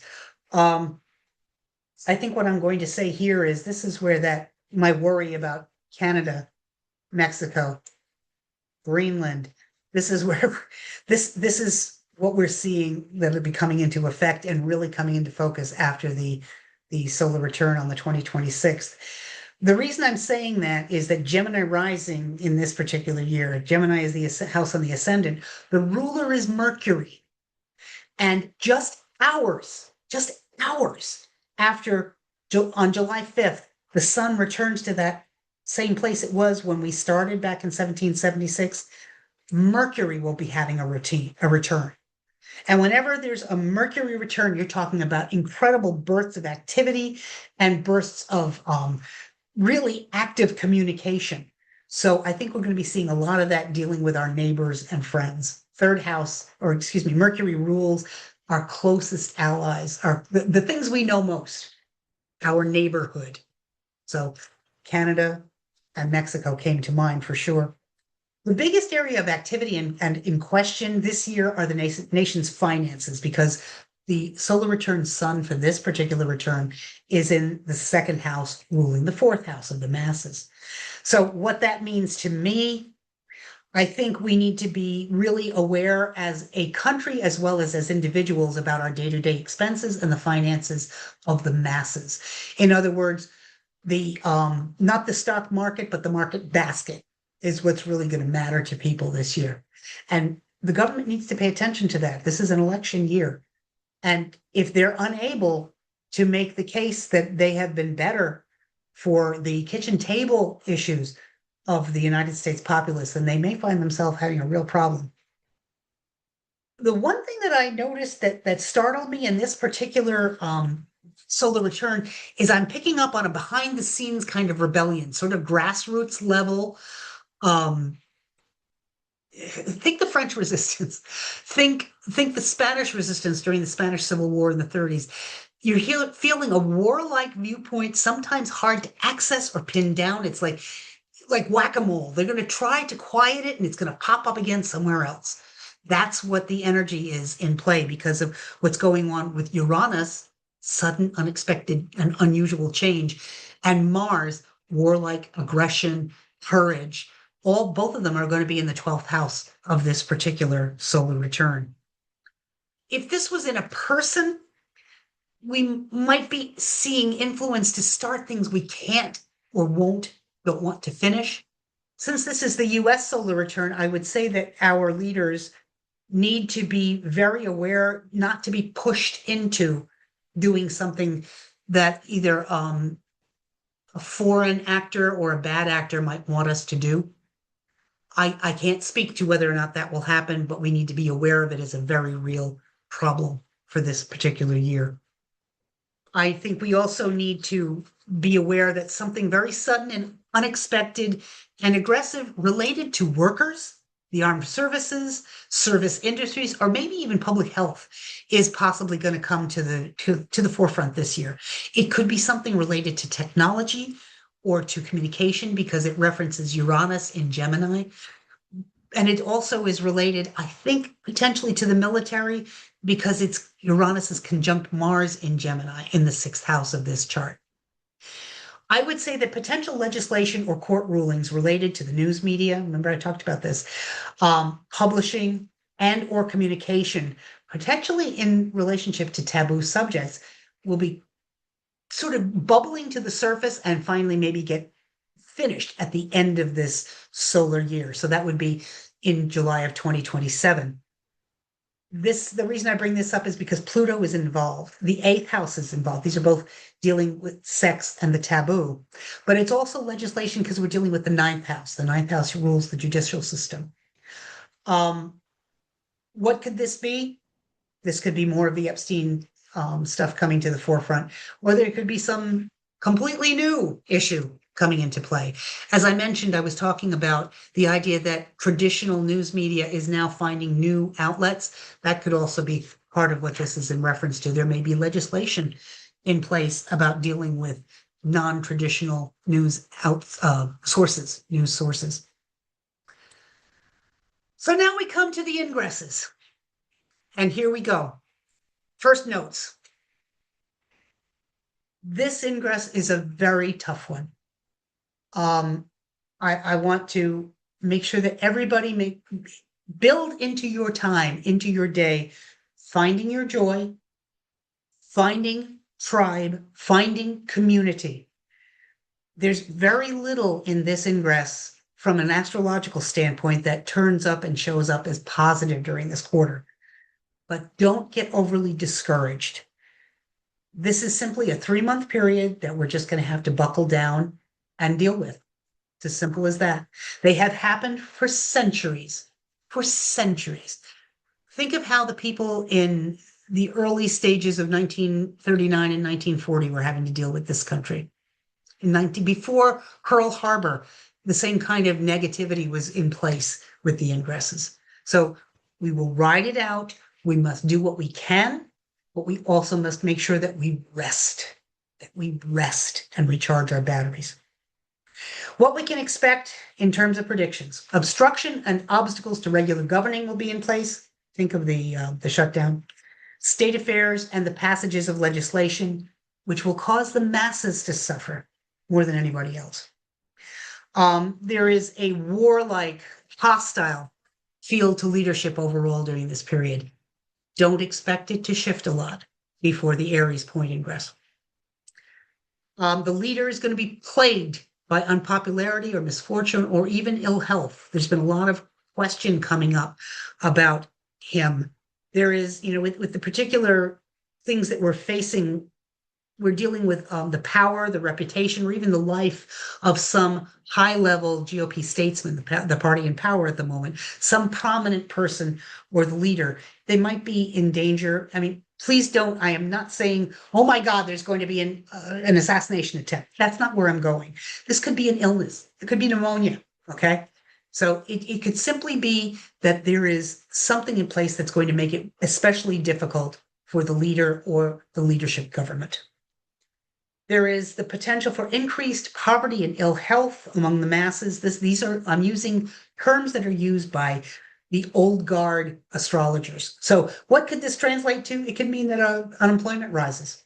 It could mean that we have to deal with ill health because of problems being able to afford life insurance. It could be because of problems with children's health because immunization schedules are shifting and changing, and or vaccinations aren't being covered. That's a very real side effect of what this could mean. There is trouble or confusion or scandal that's connected with the legal system as a whole, with the religious community, because Jupiter is involved here, with charities and or hospitals. Now, I can't make any specific things, but for this particular ingress, what I'm really pegging there is that I have a sensation that there's going to possibly be a judge that has to recuse himself because of not being too close to an issue is maybe something that comes into play here. The moon is in the 12th, and that's what causes this. Rules the 6th, and it has Jupiter in the 6th. So there could be that's where I'm seeing the healthcare stuff going on. Okay, the next one, there's a potential for money matters in general and business in general to suffer. This is because Venus in this particular ingress is not in great shape. It's afflicted. It's making a square to the planet Saturn. Banks don't generally tend to prosper under that kind of a situation. And there tends to also be a devaluation of stocks. What I would look for dates on this is look for January 18th until around February 13th. That's especially a time to keep an eye out for that.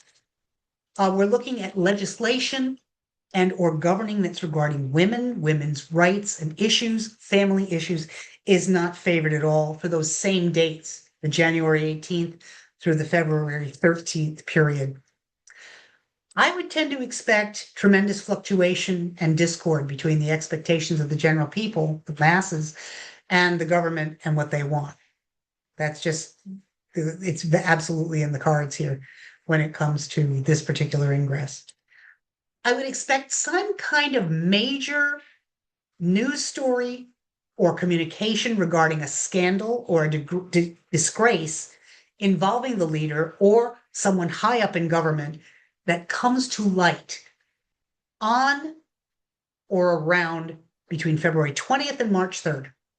Those are the dates that you need to watch, because that's right around the time of that Saturn-Neptune conjunction where we can no longer hide from the illusions. It gets blown apart at that point in time. We're going to have to deal with reality at that point. There could be a really difficult time for the speaker at this point in time because Mercury is having a rough time, especially between February 20th and March 3rd. There could be very heavy military expenditures during this quarter. Now, I'm not saying that there could be military incursions. That's not what I'm saying. I'm saying that the finances related to the military or to any sixth house activity, which could also, now it's more Mars, so this is more military, or the things like the armed services, service industries, first responders, ICE, that kind of thing. And the indications are, in general, for a lot of trouble for the country for this quarter. The masses are very unsettled.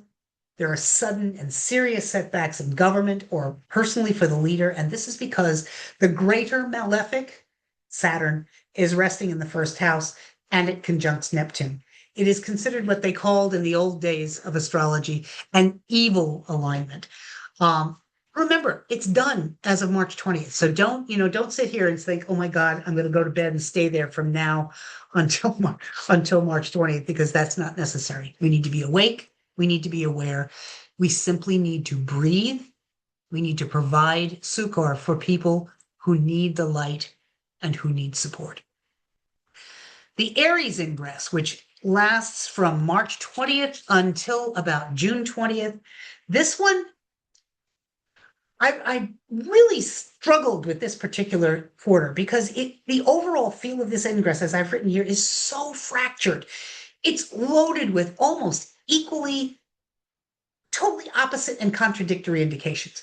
Some things say things are great for the government. Some say things are suck for the government. Some say the leader gains power, the leader loses power. I was talking to someone yesterday, and the way I finally was able to articulate this is this exactly looks like the polarization that's existing now between the two factions of those in power and those who want them out of power. That is really almost a physical manifestation of what this energy is really putting forth. So there are several indicators, though, that are pointing towards the opposition party gaining ground during this quarter. In other words, whenever the sun in an ingress is resting in the 11th house, that can indicate a gaining ground of the opposition. And it's also it happens to be the ruler of the 10th, which is the government or the power, the leadership. So I would say that I would definitely note that the opposition party is likely going to gain ground between March 20th and June 20th. I would say you're also going to see a lot more increased militancy of the populace, of the masses. So you can expect more protests, more pushbacks of government policies, positions, and actions that are deemed unfair by the people, specifically unfair by the people.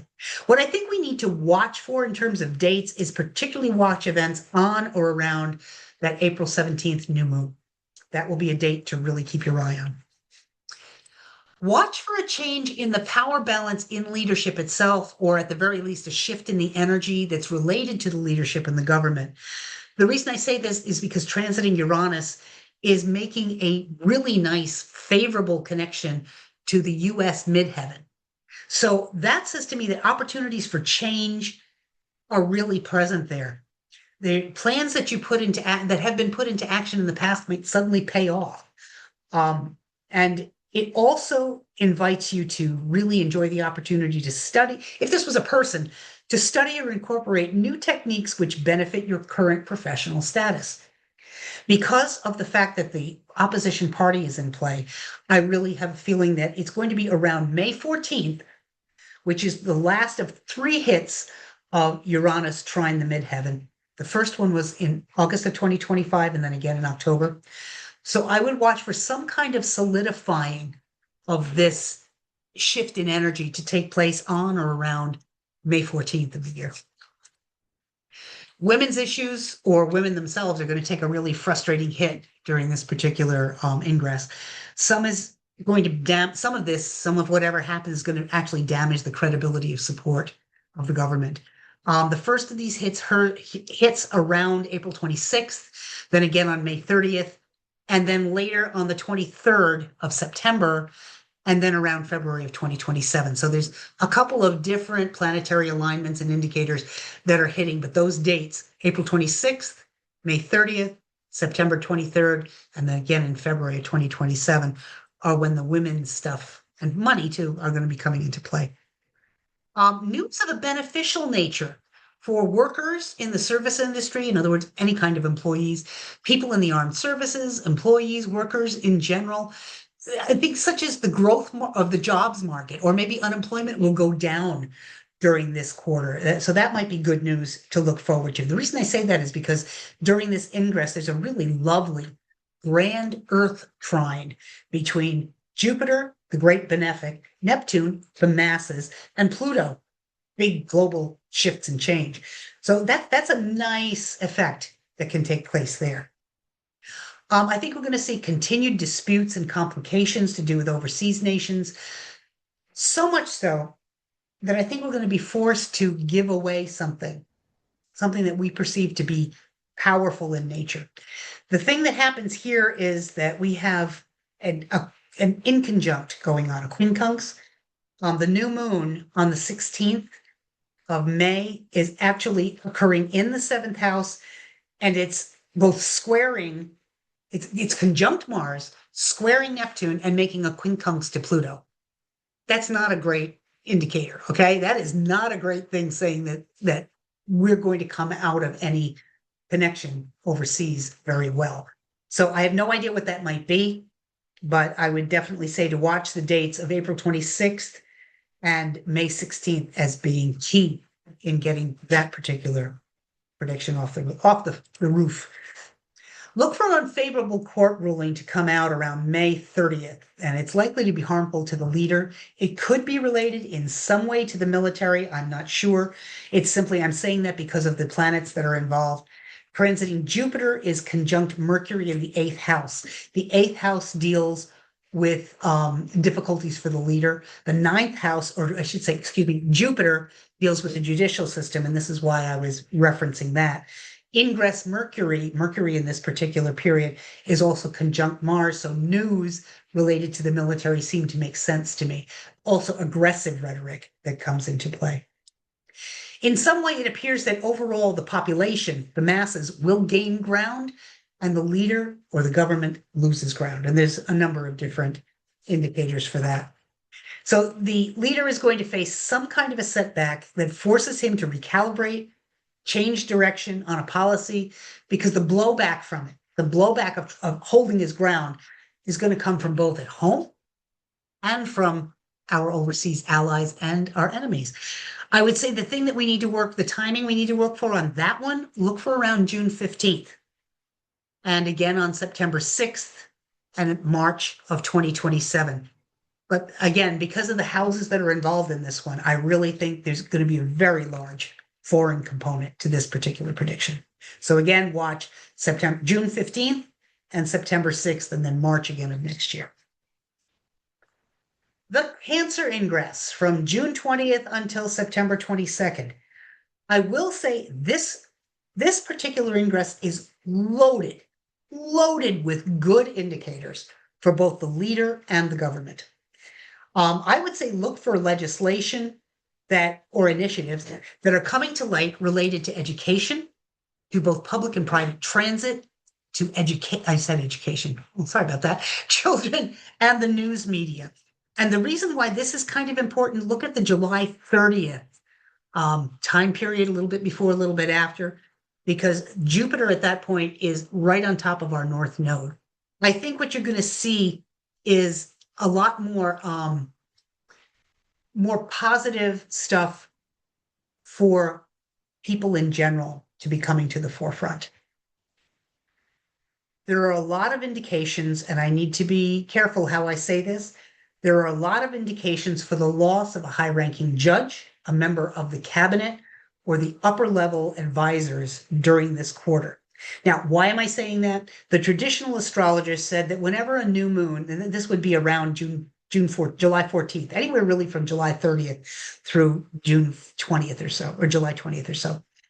The reason they say that is whenever a new moon occurs in the 8th house, and the moon happens to rule the 8th in this particular case, we're looking at a loss of, in the UK, it would be called the Privy Council. Well, we don't have a Privy Council in the United States. We have a cabinet and we have high-level advisors. So that's where I think we're going to need to learn or to watch for us having a loss. This doesn't It can, but doesn't necessarily mean a death. It can simply mean that they're out of circulation. They're unable to perform their job. But I would say definitely watch between those dates of July 30th and around June 30th and around July 14th. And again on August 12th for that eclipse. Look for us to not have someone that we're used to seeing in an advisory capacity remaining in place. During this particular ingress, multiple markers are in place for new trade agreements and shipping pacts. This is why I'm saying it is rather positive. There could be some very good financial stuff that comes as a result of this ingress. There's a lot of good connection between Mercury and Jupiter and Venus, who are considered the great and lesser benefics. So that's why there's good indicators. Expect communication of all kind to be really strong. Expect a lot of speeches, debates in Congress, a lot of editorials and news stories that's related to government spending. And the reason for this is because of the Mercury activity that's in play. But I would also say, even though there's a lot of indicators for good periods, behind the scenes, there's going to be trouble brewing in prisons, reformatories, holding areas, detention centers, any place where people are being held. Could also be hospitals, prisons, okay? Attempted escapes are possible during this time. Abnormal numbers of deaths that have to be investigated are happening during this time. Insubordination. The difference is that I don't think we're going to see this. How do I put what I'm trying to say? What we're going to see down the line is things that happened during this period coming to light. In other words, the atrocities or the problems will occur during June 20th to September 22nd, but we might not hear about it until the next ingress. Make sense? Okay. I would say in general, the death rate is likely to rise. And this could include prominent leading party members. It's summer. Unfortunately, that tends to be the case anyway when summer illnesses come into play. So we just need to be aware of that. This is because of the August 27th lunar eclipse, in which Mercury is conjunct Jupiter. Lots of stuff going on. Now, what's really interesting to me, and I talked to a friend of mine about this, there's tremendous activity going on surrounding writing, telecommunications, the media, the transit industries, both public and private, travel media, shipping stocks. But what's even more interesting to me is this. There is likely to be, because of the degree that the lunar eclipse happened on August 27th, there is likely to be a raised death rate of waterfowl and fish species or things that live in the sea. Now, the first thing that hit me was, oh my God, the coral reef. But something else struck me. And I think bird flu could very much rear its ugly head. And we start to see quite a prominent many cases of it. I'm not seeing epidemic level or definitely not pandemic level, but definitely we're going to be seeing some kind of an illness or some kind of a depletion of waterfowl and fish. I would say that there needs to be a concern. There's issues and court cases and or decisions surrounding religion and the clergy and the justice system. So that's something that is to be dealt with around that August 27th eclipse as well. But I talked about this. I actually talked about it ahead of time. The surprising health crisis, not a pandemic, causing mortality. I think it might be related to that waterfowl and fish issue. However, the potential for an accident or unexpected situation involving casualties in the armed forces could be connected to the sea. So this might be where that thing about fish and waterfowl and oceans could be coming into play. Again, this is all about the August 27th lunar eclipse. That's a really potent one and hits our ingress hard. But at the end of this all, at the end of the ingress, there's a lot of hope for greater communication overall in the country, involving the general people being able to talk to their government about what they consider to be most important to them, about the economy, about the values of the country, about healthcare, And the reason I mention this one is that the last full moon of this ingress happens on September 10th. It happens in Virgo, and it has a grand trine in it. A grand trine, which is a wonderful, easy flowing axis, and it's in the air signs. So that says to me, with Uranus at 5 degrees of Gemini, Pluto at 6 degrees of Aquarius, and Mercury at 0 degrees of Libra, communication is going to be in place. Hopefully that will have and render some kind of positive outcome. Then the final predictions, the final ingress is the Libra ingress, and this is the one that contains the 2026 election day period. I think, and I am going to go out on the line, and I'm seeing shifts, change, and transformation signaled for this particular ingress. The sun in this ingress is resting in its fall, which is not a good place for the sun. What that means is that the leader is weakened. It's in Libra in the 6th house, part of a grand trine between Pluto and Uranus. Both of those planets talk about transformation and sudden change. So I think that we're going to see a lot of shifts in the coming months of this ingress. Expect breakthroughs in science, technology, research, information technology, digital development, social reform, etc. All of this stuff we will see just blowing out of the water with that air trine going on. We have the country's health hopefully on the upswing, according to what the astrology is indicating. Usually when the ingress sun is resting in the 6th house, that bodes well for the health of the nation. The indications, however, there is of great discontent of the masses, including violent and aggressive rhetoric. And this is because of Mars resting in the 4th house. It's there in a couple of other places during this year. Mars is aggression. The 4th house are the masses.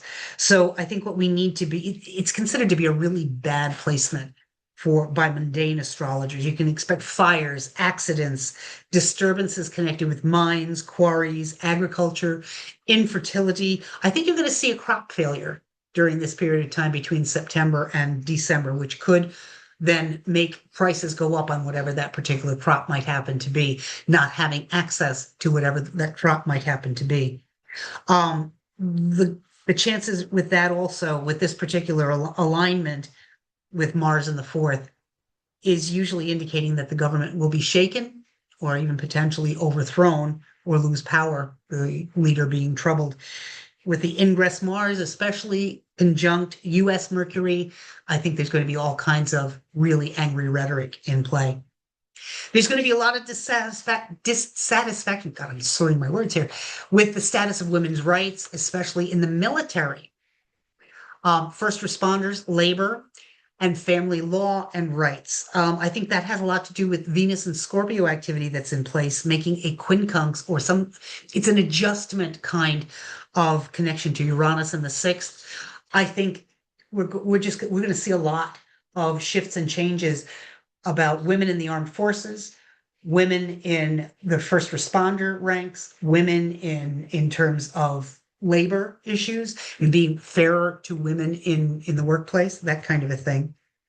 I will say that in this particular ingress, traditional churches, philanthropic entities, they will prosper and thrive during this time. It will be good for them. And I will also add that there is the possibility in here of unexpected tax relief. Now, I also am looking at this and thinking that this is an election year. That might be a last-ditch effort for the government to try to hang on to Congress by passing some kind of a tax credit or tax relief of some kind. Now, specifically regarding the 2026 election, I don't normally like to go on record, but I have to. Regarding the 2026 election, there are numerous markers that indicate a change in leadership in government. Now, obviously, it can't be a change in the White House because the election holds until 2028. But there could be some kind of a shift. There could be some kind of a shift in the heads of Congress. There could be some kind of a shift in the White House. I'm not sure. I don't know. But it always is going to indicate a change with this kind of a configuration of how things are in place. The other reason I'm saying this is the United States progressed moon shifts out of the fourth house into the fifth at the end of November, which signals a greater influence or interest in education and issues related to children. In this ingress, as well as the 3 new moons that take place in October, November, and December in this ingress, it's just a change in government leadership, all of them. The markers are there. Now, the new moon on October 10th indicates that with this happening in the 10th house, that we're going to have confusion, anger, and potential for violence, illusion in the masses, trouble for the government that's in power now. It's all indicators that have been tried and true and proven in past astrological study. I think we're going to have intense emotions in place with potential violent power struggles, and this has to do a lot with the new moon in October. That new moon Mars is in Leo, making an opposition to the new moon Pluto in Aquarius. So Mars Pluto opposition, that's violence. And there is nothing more clear in a Leo Aquarius opposition of Mars and Pluto of a no more kings. That's like the physical embodiment of no more kings. It wants egalitarian Pluto to take over for the rulership of the pride of Mars and Leo. There's the new moon Uranus is trining new moon Pluto. This is a willingness to call out injustice and radical change being put into place, as well as the new moon Mars making a sextile to Uranus, which is innovative change, creative and innovative problem solving. So thinking outside the box. So that's the first one. Then we have great activity in the legislative branch, especially related to foreign entities, the judicial branch, and the cabinet. The reason why I'm saying this is the activity happens with Mars at 22 degrees of Leo in the 8th house, making sextiles to Neptune in the 9th. The 8th house talks about major shifts and changes. The 9th house talks about the judicial system. But I want to caution, I really want to be clear here. This is hard to interpret because it could easily mean roadblocks being removed for the sitting president and for the leadership. That's just as possible an outcome for these. My gut is not saying that because of the planets and the houses and the signs that are in place. Aquarius is non-traditional. Gemini is non-traditional. And both of those signs are activated. The 8th house is powerhouse change. And that's activated in this. And any lunation that happens in the country's 11th house has always traditionally shown astrological changes in legislative activity. So I can't tell you exactly what form it's going to take, but by the end of this, it's not going to look the same as it did when it started on September 22nd. At the end of this ingress, just before the winter solstice on December 21st, we're going to see many changes overall in the country. And this is from the masses all the way up to the leader. And they're predominantly going to be benefiting the community at large, especially in government. The reason I'm saying this is that the progressed moon at this point in time moves into the sign of Taurus, which is stabilizing energy. These last 2.5 years, it's been in Aries, which is all about, chaos and totally, starting new things and new endeavors. But now we're going to be solidifying the strength that we have. Also, the new moon is still in effect when the next Congress takes effect on January 3rd, 2027. So we're going to have that stabilizing effect moving into the new year as well. And it's going to be really interesting how the final transit of Pluto, which is transformation, nuclear level explosive change, and issues pertaining to power, how the final transiting Pluto quincunx the US Venus. That last one is taking place during this. And it's like it's going to be shedding all of the chaotic energy that's been in place. So I threw a heck of a lot at you in these last 2.5 hours. There's a lot to a lot to chew on in there. But if I had to say, change is good. Change proves that there is life.